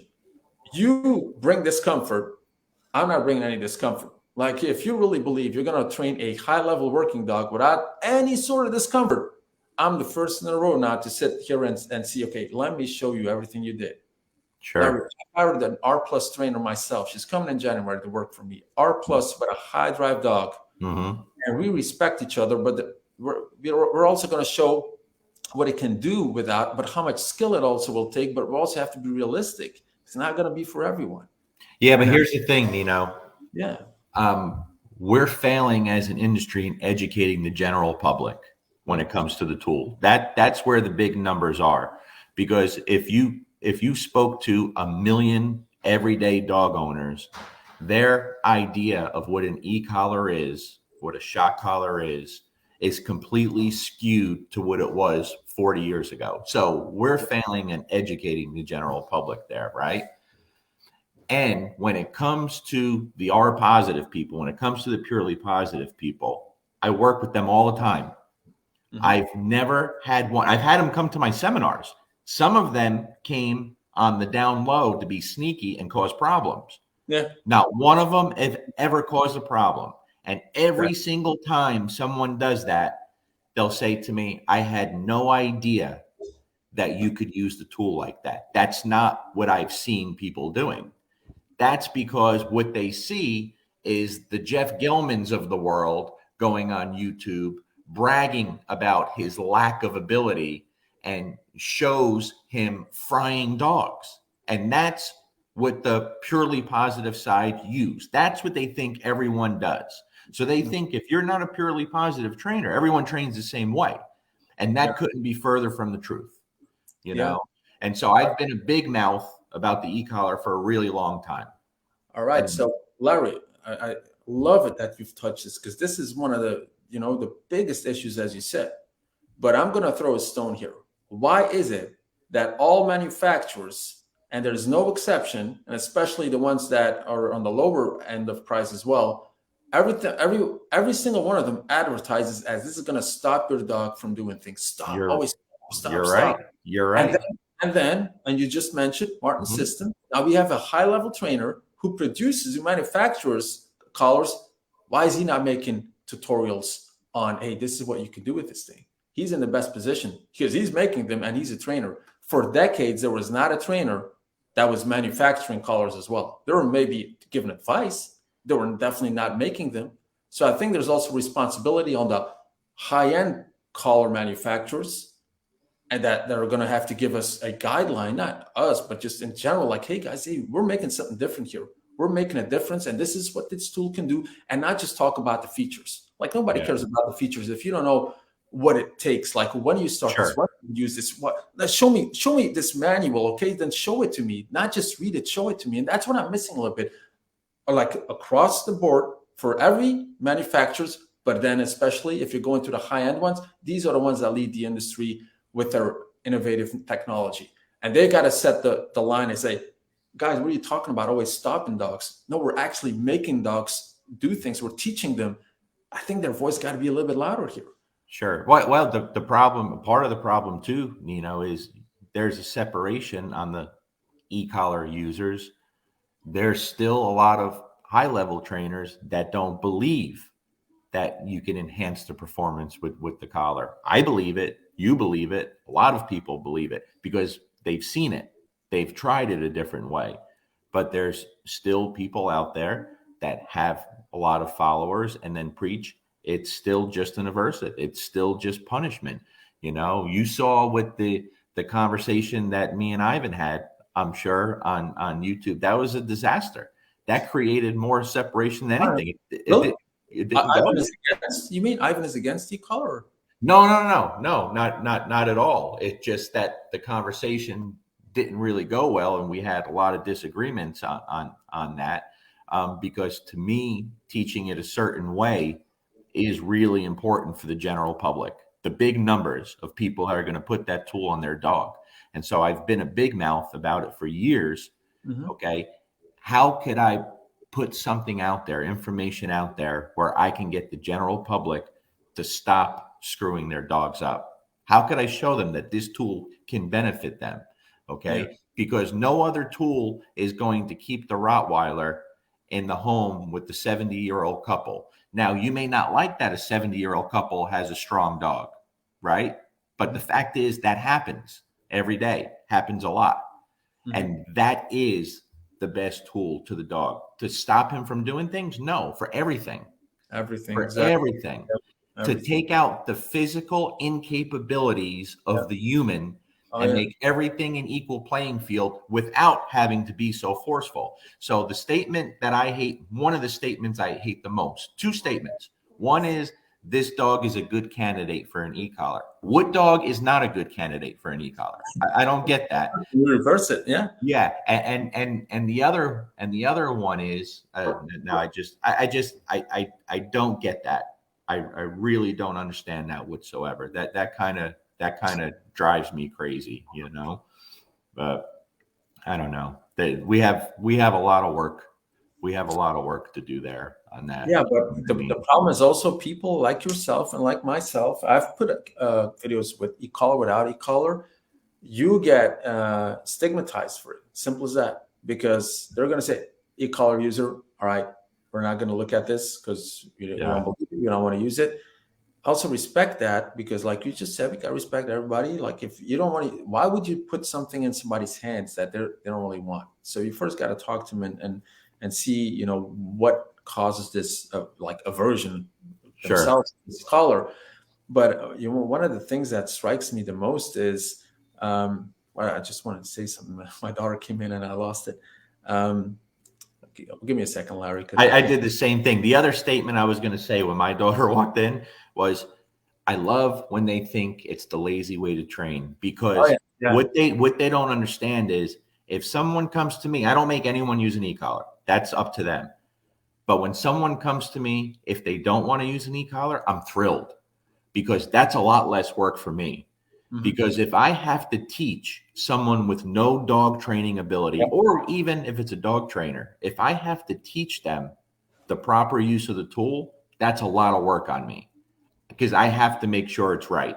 I have to make sure they understand it. And Uh-huh. so when I don't have to teach something that's easy. That's the lazy way to train for me because that's cake. Hey, you just want to learn how to handle a leash and use food and use toys. Hey, we could do this. This is very easy. You know what I Yeah, mean? it's something an add-on, right? So, and exactly that's my point I wanted to make is if it's a push on a button, because that's what it is. Anyone can push on a button. Anybody that watches TV can push on this button to turn it on and off.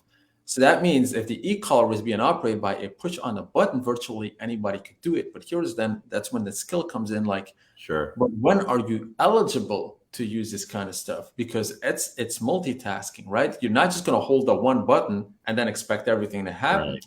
You're going to have to do different things. You're going to have to use different skills first to build that up, and that's where the secret is then, I don't advertise my e-collar class because I'm an advocate of first, making sure that people possess some basic skills, Right. able to handle things and understand things. And that's when I think, okay, it could be a great add-on for somebody that's willing to put in work, that understands that, reinforcing positively is still one of, biggest foundations ever. And of course, through science, we've learned that yes, if you combine the two, dogs learn faster. But you always got to make sure that the balance is not being tipped over into the easy route where you're going to do things fast and the dog's going to suffer over it. And I think the dog tells you a lot in his behavior, in his demeanor, in his energy level on how you treated the animal and what you're doing. And that's something that you can't just hide, you can't deny. If you messed up, it's going to show. But because the ratio of or the possibility for you to mess up by a single push of a button is still severely high, I think that's causing a lot of people to go, I'm not going to touch that thing. I bought it, put it in the Hmm. drawer because it's going to mess up my dog. Look, you're going to mess up everything you probably do without the collar as well. So that's just a way that you got to see things is if you're new to this, don't be afraid to make mistakes, but don't make them with the collar yet. Okay. First, make Exactly. Well a few said. technical mistakes, make a few Hmm. clicker errors, make a few timing errors, all these kind of things. So you realize you adapt and you say, okay, now I'm ready, right? And you're still going to make mistakes. But guess what? If you're not going to put that thing on the max, what you think the dog's going to suffer over that? A dog that's used to being worked, a dog that's used to having a leash on him, a dog that's used to being in this high drive equation, whatever. Do you think he's going to care? He's probably not even going to feel that because the higher Right. the drive, lower sensitivity comes, etc. So I think it's just giving confidence and trust to people, but always build on previous skills that they should have earned to be in the spot. Like, I'm going to push some buttons here legitimately because you got the skill and you can make the right assessment to do so. And that just takes a lot of people like yourself and myself and multiple other trainers that really want to go out there and educate. But the problem is you get so stigmatized for it that I got the newspaper here on my ass because I did an e-collar university right here in Belgium, and the anti-lobby, well, Wow. I don't want to mention their names. They called the newspaper and they literally put in the newspaper, they're going to zap young dogs and puppies in this e-collar university. You got to stop them. You got to stop them. But they Wow. couldn't because it was still legal to use it. They had nothing to stand on. But that's what they try to portray me is that I'm doing an e-collar university to zap dogs with this thing. And like you said, you have some people then, coming in and seeing if they can stir up things. And then they go, hey, but not a single collar was used here today. Yes, because nobody was eligible and none of these dogs were eligible because you first have to build some other stuff. I'm like, oh my Sure. God. And Sure. that's what, Well, listen, when you see me working my dogs, you never see e-collars on them. Only because I do it on purpose. Unless it's an e-collar video, no matter what you do, people are always going to assume it's because of the tool. oh yeah. And Yeah. so that's why I do everything with, I've been at a working dog event once, and my wife was with me at this one, and she said something about it. Luca was the only dog there that wasn't on a leash, had no collar on him, nothing. Yeah. And I did it on purpose. And I worked him every place, in front of everybody, every situation. And I still heard people saying, and my wife heard it. She's the one who pointed it out. Yeah. That's that e-collar guy. And they said it in a good way. It wasn't in a negative way, Yeah. but I was still the e-collar guy. And I'm looking around, and I'm the only one with a dog with nothing on. Yeah. Absolutely Yeah. nothing, you know? But that's And the I label think, they stick to you.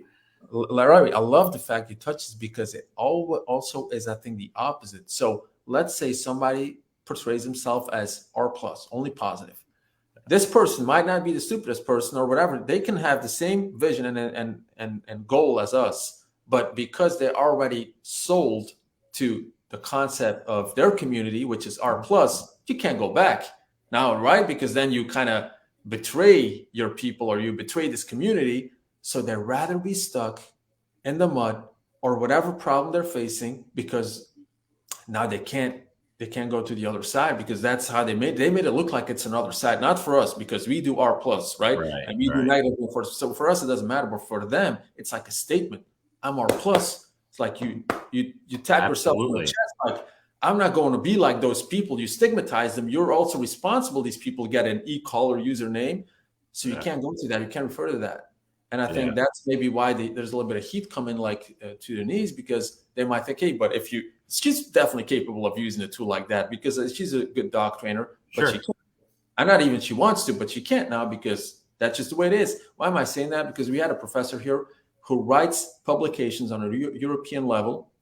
And she came here because the professor we did this talent thing, this talent scan for dogs and handlers. That's why she came. She never came to us to talk about an e-collar. You know what the first thing was she mentioned?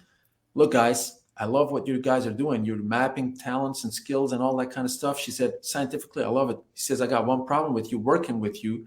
There's one condition. She says, on your website, it says you use e-calls. You have an e-call university. She said, you got to take that off your website and then I'll help you. I said, Wow.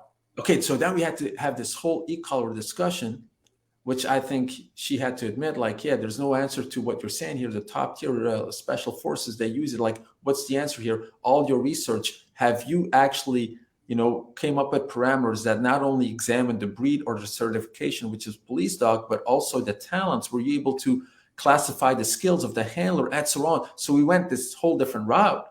And then she went, oh, well, anyways, guys, I loved what she was here for 2 hours. I loved what you guys do and what we talked about. She says, but my standpoint, she's in the lobby, actually also advising the government to ban it. She can't go back. That's cognitive dissonance. She can't Sure. go back. Even though she said, guys, I respect what you do here. This is really great Wow. stuff, but can't. Sorry, take it off the website. I'm on your case.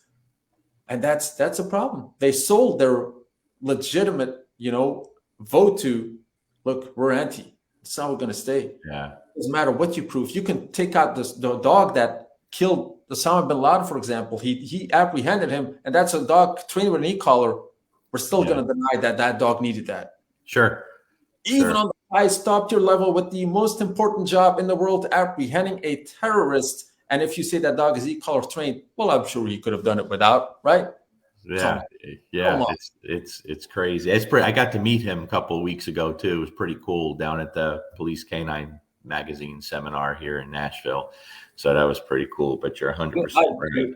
One of those handlers that. Yeah, his handler. Really? Yeah. Oh, Yeah. Yeah. nice. Yeah. Pretty cool. Cool story. The book is really good too. And I'm not What a book is it? reader. No Ordinary Dog. Who wrote it then? His handler wrote it. I think is it Will Chesney? I think his name is. Oh, okay. Will Chesney. Yeah, I believe that's his name. The famous guy. I keep the other special forces guy also wrote a few books. Mike Ritlin. Yeah, Mike. Yeah, Mike's got some good books out there too. But that's pretty cool. So tell the people something they'd be surprised to know about you. I'm afraid of dogs. Nobody expects that. Yeah, you're right. They think I'm born doing this stuff. Look, I was 27, never even touched a working dog. When that dog barked behind my back, I lit up. Like I jumped, really, literally. I jumped. I was like, I can't do it. I remember, look, the first dog I got was an adult dog. I wanted to join the canine unit. I told you a little bit about that. So I was like, yeah, but I can't start with a puppy. It's going to take ages. So let me just try to recruit an adult dog, right?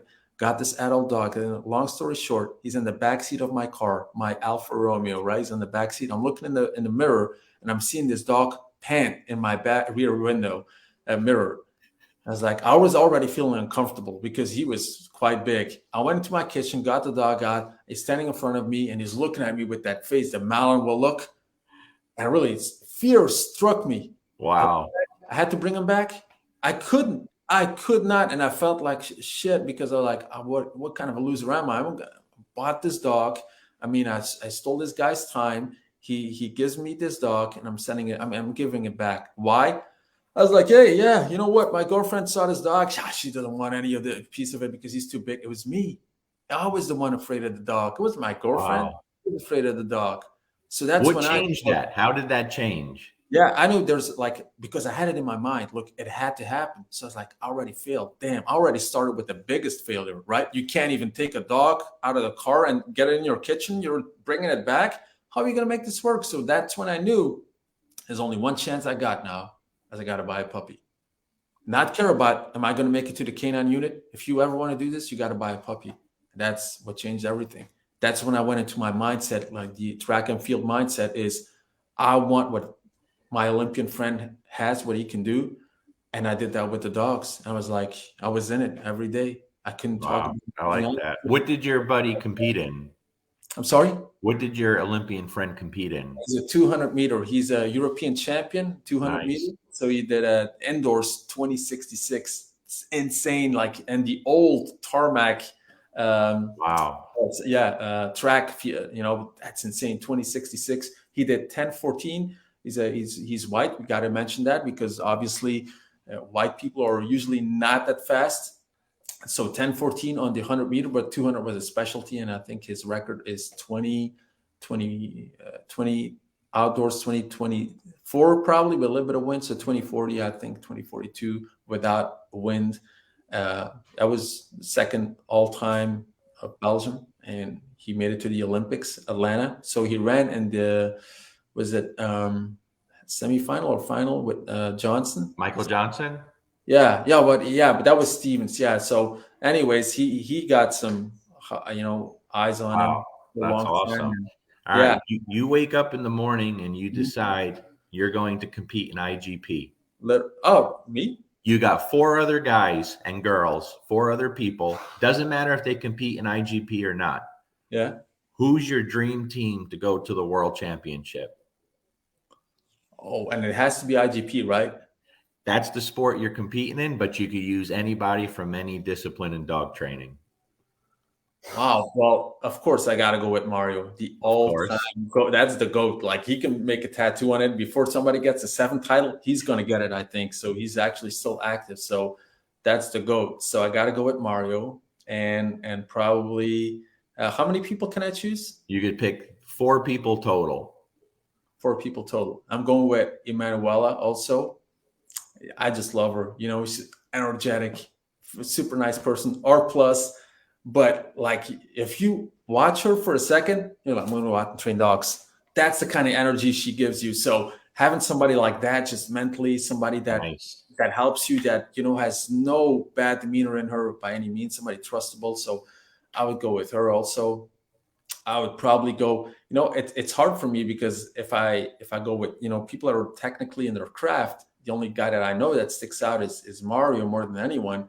So then I would just choose a bunch of friends, I guess, that I feel Sure. comfortable with. So yeah, I would go with Becky, for example, is somebody I love to work with. She's one of a kind. You better Always. tell your buddy Mario to what he's going to get a lot of attention now. Everyone's going to be looking him up and sending friend requests. No, they should. They should. He's Mhm. phenomenal. If you're an IGP like true lover, you don't know this guy.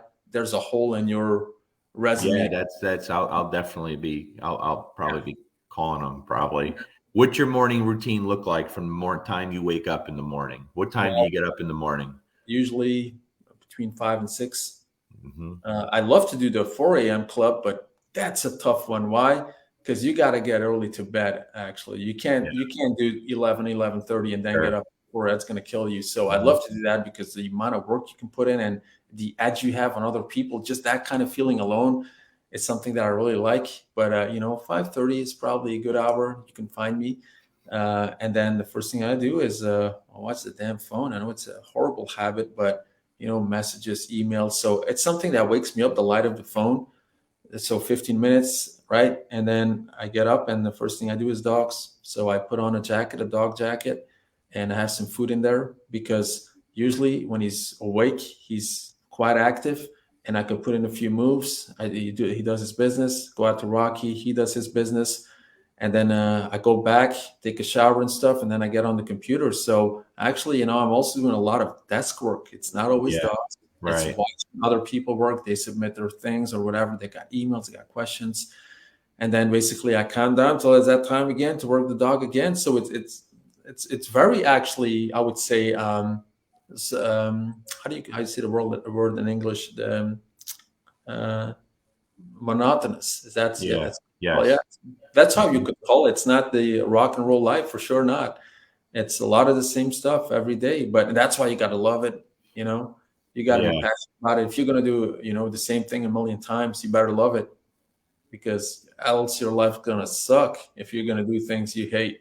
So are you separating their food rations out during the day and just working throughout the day? That's And right. that's how they get all their food?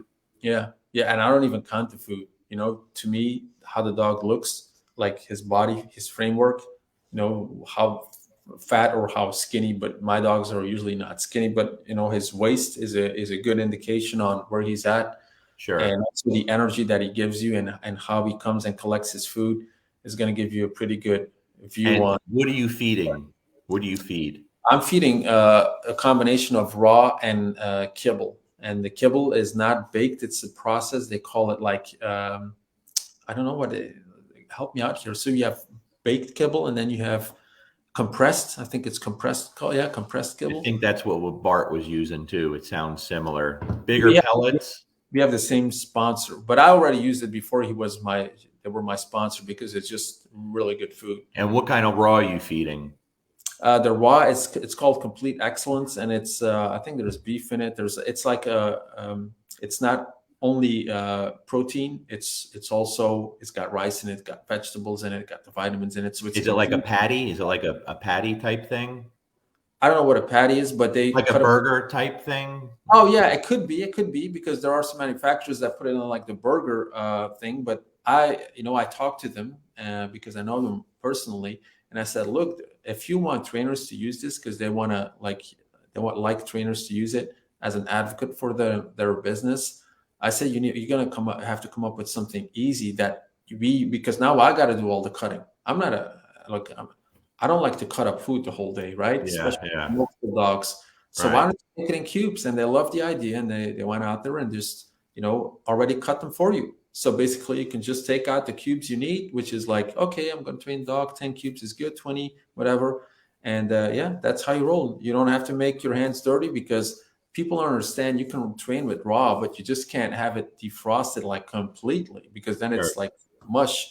So you need to defrost it until it's not frozen, but also not mushy, so you can hold it and your hands get a little bit stainy, but not too much. Okay, that's how you want to use raw. Right. Right.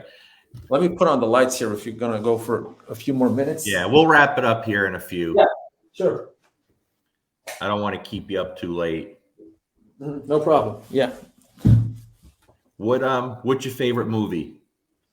Oh, I got to go to the old times, 1994 Pulp Fiction, the classic of all time for me, and The Matrix. Those two. I would say those two because those always come to mind. Your favorite musician?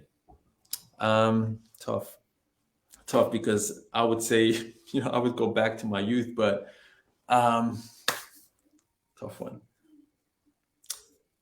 Um, the game, the game, because now I'm listening to the game a lot. It's a rapper. No, So yeah, yeah, I know the game. That's yeah. the roughness they have, and then the hard life they had, and then they pick themselves up, and then the stories they tell sometimes in these Sure. rap songs, I'm really a fan of. Like I can hear the rawness, which I love, the authenticity in it, and I relate to that. So I like Hey, that. I listen to a lot of older Mhm. school rap. People are surprised by that, but that's what I Really? grew up Yeah, on. I'm surprised too. Yeah. I'm a diehard Tupac fan and No, Boogie Down nice, Production and nice. all a little bit older ones. What's your favorite meal? You're on death row. You got one meal to pick. Mm. Wow, I would definitely go then with something with curry in it. So I would say some shrimps with curry and rice. Yeah, that would do the job. That's Not that's that. pretty simple. That's pretty Yeah. simple. Oh yeah. Your Hey, that's favorite? actually Go people ahead. people use like simple food on death row. If you have a Sure. last meal, it's usually simple things. Yeah. Your favorite activity outside of dog training. Oh, with gym. Yeah. Yeah. Lifting weights. And real quick, like I don't want to keep you too long. Why do you think there's such a lack of attention to fitness in dog training? Like it's so important to be able to have the energy Oh and yeah. some fitness if you're going to try to perform at a high level. Mhm. You know, why do you think people don't focus on themselves more to be better with the dog? It comes back to, why do people only focus on motor skills for dogs? Why do people only think of, how do I teach this dog things? And you don't even know what it takes to become good at something, but you're expecting this dog to be good at something. And it's also, time scheduling. It's, if you have a job and you have kids and you have a dog with high maintenance, which is you want to work him, etc. And on top of that, you got to do the gym stuff, but you also want to sleep. You got to go to the store. There's so many things that people skip on what's best for them, which is, you got to be in good health and good condition and good, overall, it just makes you feel better. People that go to the gym, I don't know anybody that hates himself when they put out on the hard workouts. And it's just something that it's a lifestyle. So people that don't know it, like my family, like they're not into gym stuff. They're like, man, why are you always in this gym for 20 years plus? Like, why don't you ever stop? Like, you can't stop, man. You can't. If I stop, I'm miserable. I Yeah. have to be in the gym You every got day. to be Yeah, there. and Yeah. let me tell you something. My workouts don't change much. I always work out. Uh-huh. It's the eating and the drinking. If Mm. I'm 260 pounds, it's hard for me to get out of my recliner and go work dogs. I don't have the energy. When Yeah. I'm 240 pounds, I don't sit down. I'm out working dogs nonstop doing something. So it makes such a difference. And so when I work with someone that has a high energy dog or a working type breed, and they're either a little older in age or they're just not that fit, and you're trying to get them to keep the dog active and give the dog genetically what it needs, 20, 30 seconds into it, they're dying. And it's hard to tell someone physically you don't have what this dog needs, and that's really, really important because that is all part of it. It really is. It's all part of it. But let me elaborate on that a little bit. We're dog training coaches, all right? You agree with that? Dog training Yeah, coach. In order to become a coach, to be accepted as a coach, that is that takes many steps. It's not just about you coming in with expertise. If that's the case, you're an expert. You're not a coach. You're an expert, and you can give advice. You're not going to coach people. So coaching means that people actually want to make a change. sure. But if you want to make a change and also have impact on their personal life, where they're actually going to pick up weights, just because they met you as a dog trainer, remember, as an expert about dogs. Now all of a sudden you're going to talk about them lifting weights. You see, that's tough for people to accept the fact. So Yeah. I think you could, but that relation will take time. That's not somebody that comes in the door and says, "I got a behavioral issue," and they're going to walk out with a gym set and a pair of shoes and a Sure. leash. That's something, that takes time for me to educate myself on, what does it take to be a coach. Working with a professor who does nothing else but coach people. I was, for me, it was life changing because it got me to put myself in perspective and see, okay, what actually makes somebody accept you as a coach. And the answer to that question is very important. And it's not something I can explain in 2 minutes, but 100%. And process. Yeah. it's extremely valuable and rare to find. Mhm. And when you find the right person, that will change everything for you. You Yeah. will know it. Like if you don't walk away when you're with that person feeling better and inspired to do everything, then you're with the wrong person. That's Yeah. that's all there is to it, and I truly believe that wholeheartedly. Also, we've covered a lot of stuff. You covered some, like, so much. I didn't like go over each question that I Yeah. wrote Most because of my you've answered them one way or the other. You know what I mean? Okay. Like the answers are in there. Look, I love what you do. I got a ton of respect for what you do. Like you're just killing it out there. I know I see more and more young trainers that I know taking your course, and I without even knowing they're taking your course, I know they're taking your course by what Oh, they're that's doing with their beautiful. dogs. Yeah. I love it. So that's pretty cool. Tell people where they can find all your stuff, and where they could jump on your site and sign up for your course and all that stuff. Yeah, thank you. Thank you for saying that, Larry. It always means a lot that, people appreciate what you kind of made into your life work. And that's what we've done now with these classes is, when the COVID, kicked in, I was just doing workshops, seminars and stuff. So all of a sudden that changed.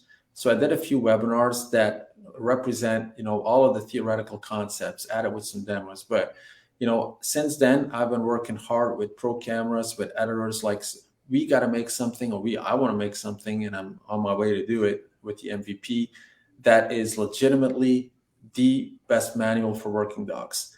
And that's the bigger class. But people that like these concepts, they want to understand how movement works, how talents work, how skills combine, and how everything gets into place. They can go with a webinar. It's all on stsk9.com or Facebook stsk9, or Instagram.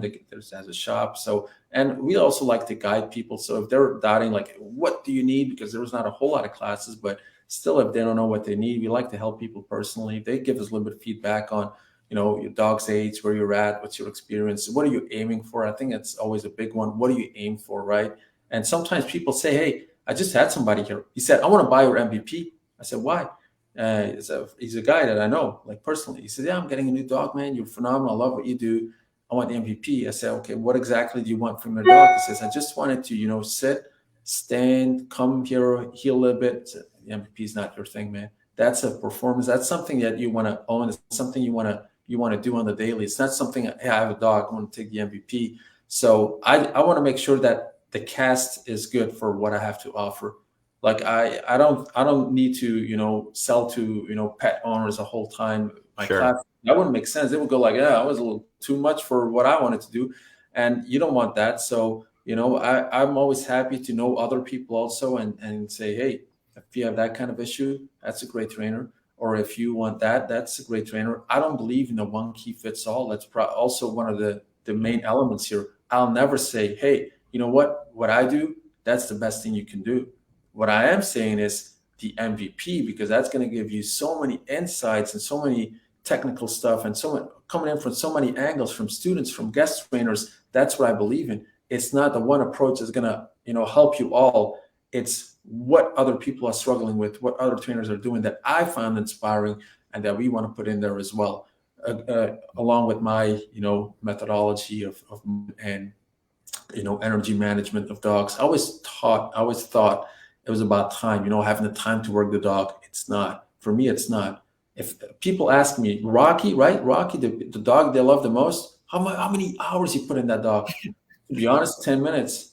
They can't Me too. believe Hey, same thing with Luca. They say, how do you live with a dog like that? I said, what do you think? He's like this in the house? And how many hours a day do you work him? Hours. I'm lucky if I work him 20 minutes a month, when he was at his yeah, best. yeah, I don't get to work. We train dogs. We don't get a lot of time to train our own dogs. You know what I mean? I yeah. just try to make what I do right with the dog. Exactly. You just said it. The time you have is not relevant. It's the energy you create when you're working, and what comes Sure. out of that, and how that inspires you again now to help people. I'm sure Luca has been responsible for you helping so many people in the world, because that dog gave you so much energy, gave you so much belief in your own competencies, Yeah, that you had to go out there and give a message and help people. And I'm sure. the exact same way. That's why I cannot hate on other trainers, because they have the same dream and vision than I have. They can disagree, but I wouldn't, unless somebody's really disrespectful, calling you out and not having this kind of conversation. I'm right here. Anybody that wants to have a conversation, anyone will do it live. I don't need a Mhm. script. I don't need to prepare. We can talk about anything. That's right. How Yeah. and same with the dogs. Let's go out and train. You've been following me, Larry, for a long time. I think Hmm. I never came out with videos talking ever. I only did Hmm. clips showing stuff with the dogs, showing That's stuff. it. I Yeah. didn't want to talk. Before I actually realized that I had a big message to make, I was already 10 years plus in, at least. Mm. And even working with Bart, these people, I was busy with my police job. I didn't care about any of that. I like being a coach is not something that I aspire. It's something that I had to do. Now it has become a mission. Sure. I've seen people fail. I've seen people struggle. I've seen people give up. I've seen people with great potential not using it, vice versa for the dogs. And that's my mission. I got to make sure that I extract people's skills, that I can help them with their dogs, and just create this, and a plus for this entire industry that thinks about working dogs in a great way, which is going to help law enforcement, military, peep service dogs, anything has to do with giving a job to a dog. That's where I want to be a part of for sure. And especially when it comes to, my specialty is law enforcement and obedience and that kind of stuff, and working dogs in general. The shepherds, for sure, are the ones that I work the most. So if I would say, if you have a shepherd, yeah, I'm probably the guy you want to speak to. If you're liking what I do, not if you're having, like there's people that Sure. don't want to be active. Like this style is for active people. Mm-hmm. You got to be in it. Like we had a question, by the way. I also wrote a few Yeah, questions. you could. Hey, you have any questions you want to get to, Nino? Go ahead. I just didn't want to keep you too long. No, but it's like 2 hours that I covered. So I think how long are we in? Like 1:45. Yeah. Yep.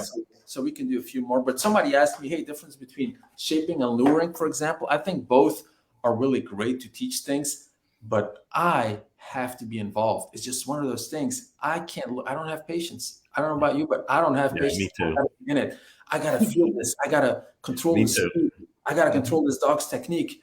I just have to be a part of it. That's what makes me happy. So, but for people that just like to look at things and more work on the timing and analyzing and do not care about speed too much in the beginning or precision, yeah, I think it could work great. So it all depends on what you like as well. And I always ask people, okay, what do you enjoy?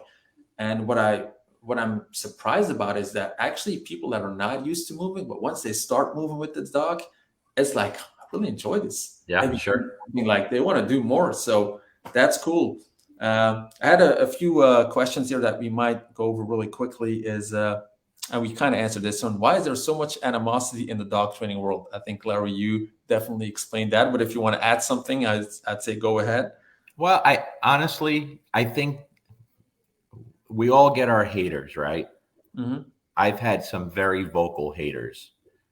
Not a lot, but there's some. And what I've noticed out of all the people that are very vocal and spend their time going after other trainers, they're not very successful. They Hmm. don't have a big following, but the second they go after someone that has a little bit of a following, it gets them attention. Even if it's negative Yep. attention, it Mhm. still gets them attention. Yeah. And if you look at the main culprits, some are on the purely positive side, some are on the balance side. They're very unfulfilled people in their professional life. They're struggling. They need to ask people, could I come do a seminar for you? Come join my stuff. Hey, who wants a seminar? And they're very unfulfilled in their personal life. They're missing something. Yeah.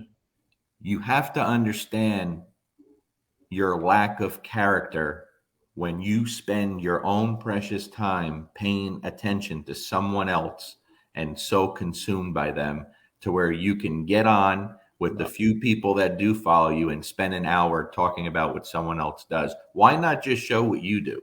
Why not Wow. just show it? Look, I got in this little mix a couple of years ago, Nino, where there were a couple of very popular trainers putting out awful work in the pet dog industry, having people destroy a lot of dogs. And I found myself always being negative, talking about negative things because I always had them in mind. And it took me a while to realize I wasn't benefiting anyone. I wasn't helping anybody. I was just spewing negativity because I hated seeing what I was seeing. Then it dawned on me one day, this isn't helping anyone and it's making me miserable. I'm becoming consumed with it. Yeah. So from that day, I said, you know what? I'm just going to show what I do and let people choose, Yeah. right? If I show them a different way, someone might say, hey, whoa, wait a second. Why is he saying the opposite and his dogs look like that? Because no dog ever leaves here looking shitty. Never, Hmm. right? That was the best thing I ever did for sure. So that's Yeah. my take on it. You let your actions speak for That's yourself, it. and you gave a voice to it. Because I actually had somebody. It was funny. He said, "Why does he talk so much? Why he talks?" I thought it was really funny because you do talk a lot, but But you know why, Nino? I know, I hear that too. But people ask me to. Mhm. Yeah, Otherwise, I wouldn't. And I exactly. don't talk as much as I used to. But I know I've got a lot of shit about like the whole car thing, talking in the car. Well, Oh, you got people, that, really? do you know how that? Oh yeah, do you know how that started? People don't ask, why do you do that? Well, I'll tell you why I do that. One time, I heard my phone go off, and I got a message on a YouTube video, and it was a professional trainer in Ohio, a woman trainer in Ohio, that wrote to me about what she was doing with the e-collar with her dog, and then talked about how what her dog was doing, the screaming, the yelping, the shaking. It was bad. I couldn't type fast enough to respond to her, so I literally pulled over and I made a video, and I told her, put the tool away and stop using it now. That's not dog training, it's abuse. You're abusing this dog. Yeah. And I sent the video, I posted the video to her. That's how that started. When I did that, a lot of people watched it and said, hey, can you discuss this topic?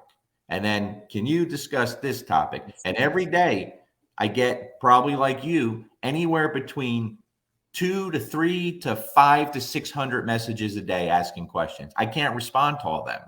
You Mhm. can't sit there and physically respond to all the phone calls, all the text messages, all the emails. Yeah.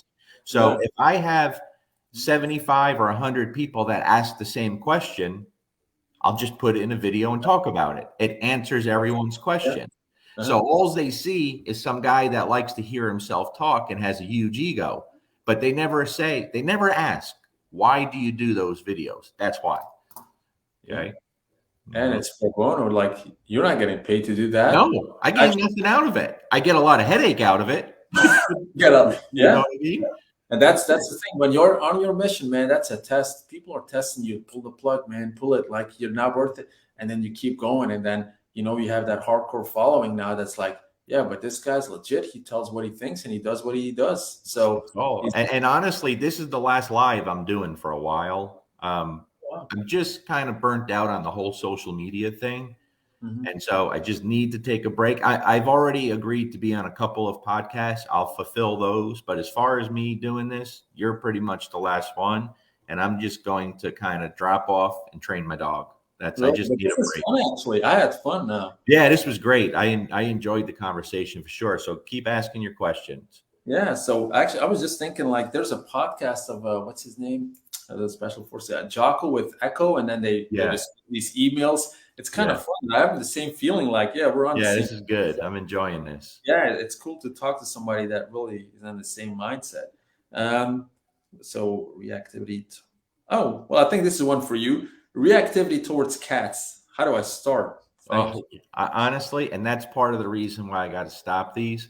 And Mhm. and you never want to sound rude or like ungrateful for people, Yeah. but we've answered these questions a million times before, Right. and it all comes down to your foundation, your training, your relationship with the animal. You have to ask yourself, why can't you tell that dog knock the shit off and the dog listens? Why can't you? There's a problem there. So you're not going to fix that. The average person isn't going to fix that on their own without at least speaking to someone who really knows what they're doing Yeah. and evaluating the whole situation. Mhm. Because if I talk to that person, it's never going to be a how to stop your dog from chasing cats. I'm Exactly. going to look at the whole picture. What are Yeah. you doing with that animal, the way you're living with it inside your home that gives that dog the right to think it has the right to go after the cat?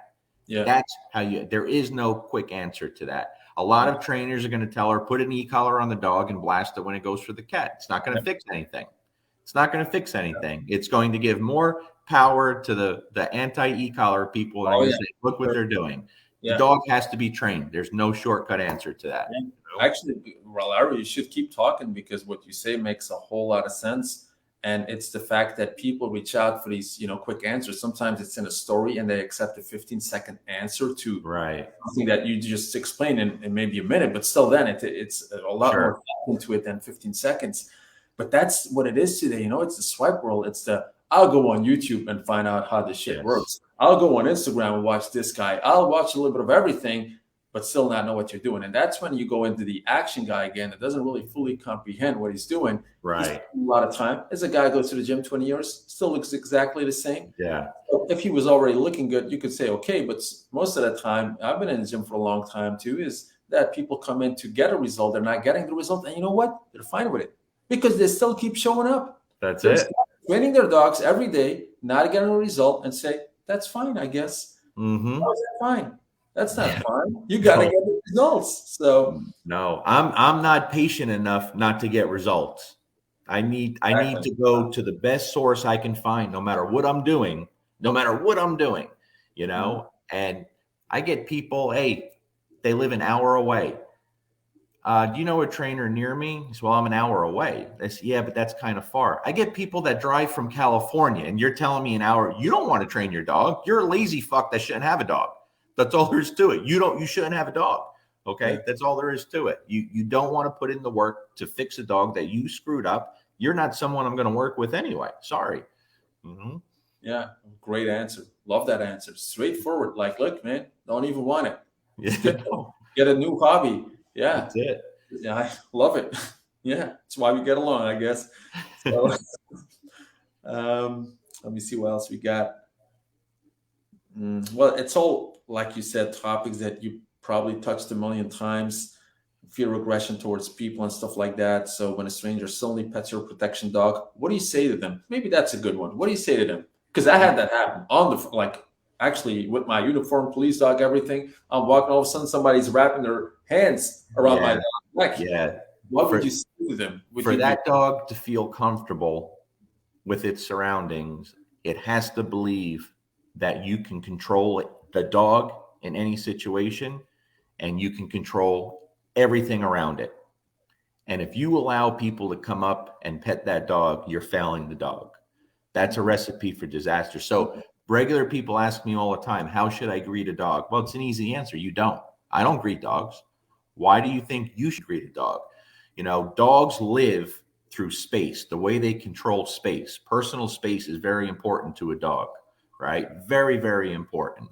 And the second you come into that dog's space and reach out to them, now you pose a threat to Oh, most dogs. Some yeah, dogs will tolerate it, but to no dog is that the norm. You know what I mean? absolutely. And so it's up to us, the handler, the owner, the trainer, whatever it is, you step in front of that dog. Please don't touch my dog.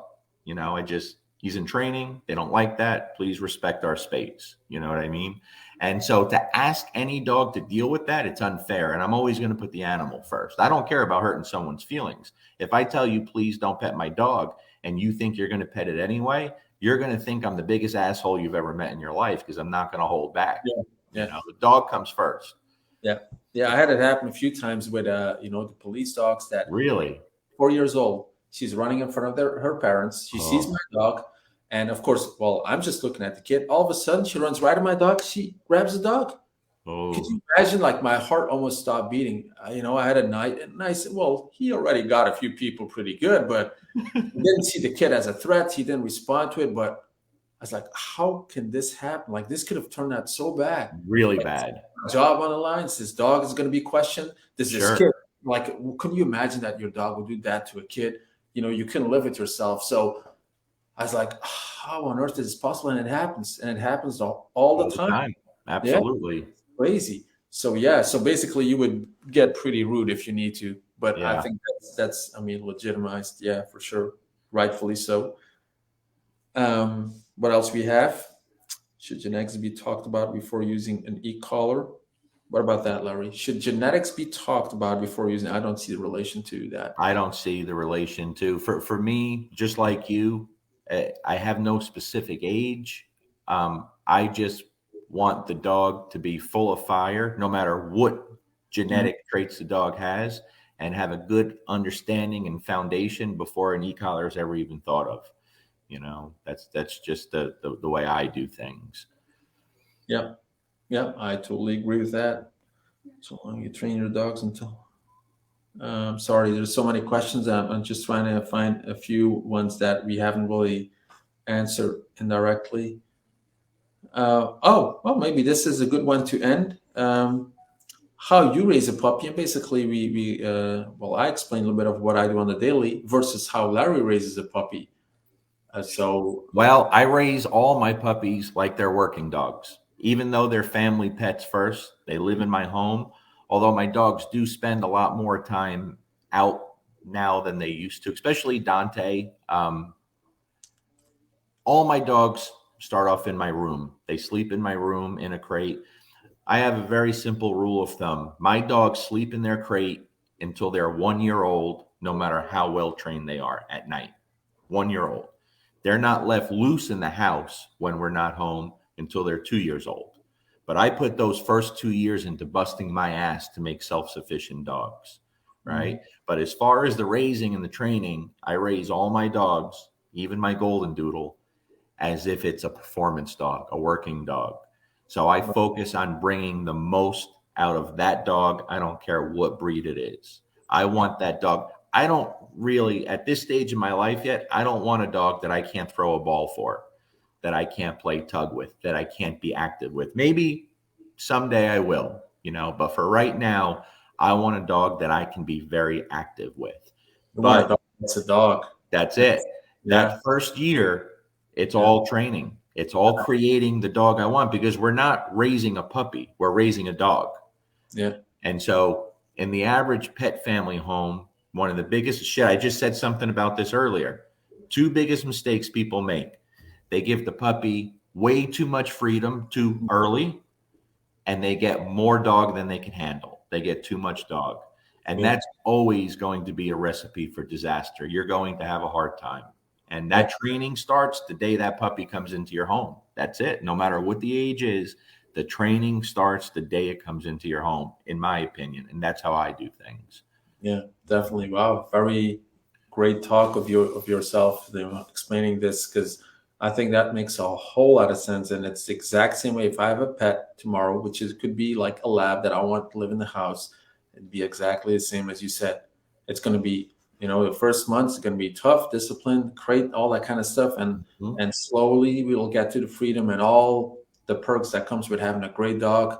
Sure. That's what elevates your life and the family, is having a great dog that responds to your commands, that is trustworthy, that gives you energy, that you are happy to get up in the morning. That's what you want. But unfortunately, Larry, there's a whole lot of people, probably majority, getting a serious headache of their dogs, too Yeah. much, not behaved, freedom all over the place, and it's just a bad thing, But people have to understand, you will pick the fruits later after you've sown, the seeds that will help you create something that you envision to be why you wanted a dog in the first place. And Sure. Well said. Absolutely. Yeah. You can't spend the first few months of your puppy's life constantly correcting it. And that's what you're going to do if you give it the run of the house. they already want to live that dream. The dream was to have a family and a dog running around in the woods, playing with the kids, recalling dog comes. They want to envision that dream the day after. Look at that, Yeah. playing with the Yeah. family. Yeah. Everything's in harmony. They're loving the cat, not chasing it. They're loving it, right? They just want to play. But the cat hates the dog now because it's getting chased. They just have a complete different perspective on things. And then in a few months, it's become, a horror story.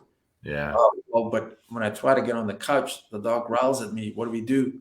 Well, oh, damn, he's showing You his teeth. trained Oh, it to do that. You trained yeah, the dog to do that. snarl at you. And then they get a new dog and they do the same thing again. Unbelievable.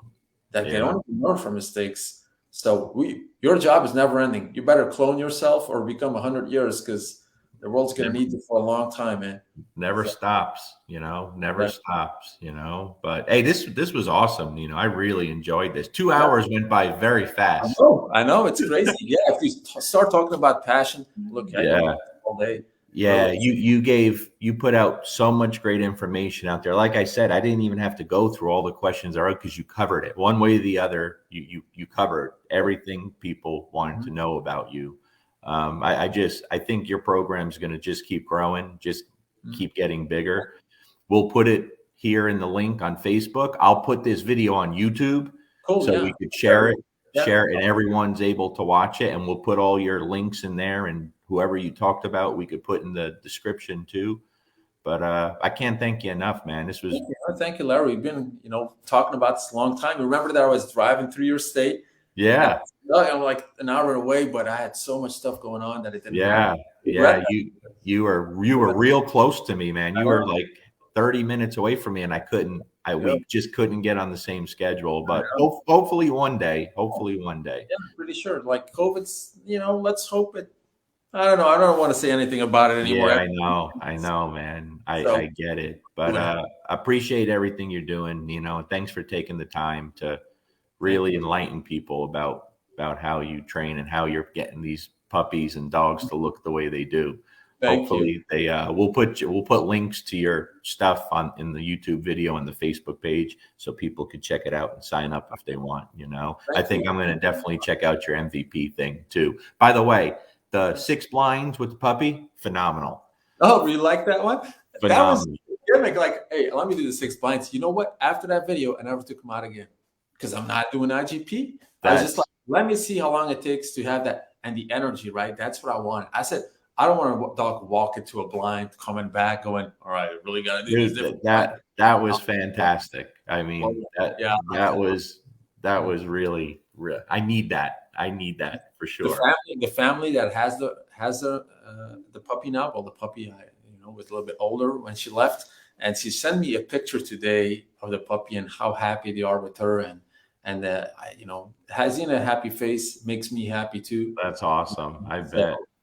I yeah, bet. I, Wow, listen, I think people probably enjoyed this because well, if they didn't, I know I did. yeah, This was me great. too, me And too. I have we'll keep in touch. absolutely.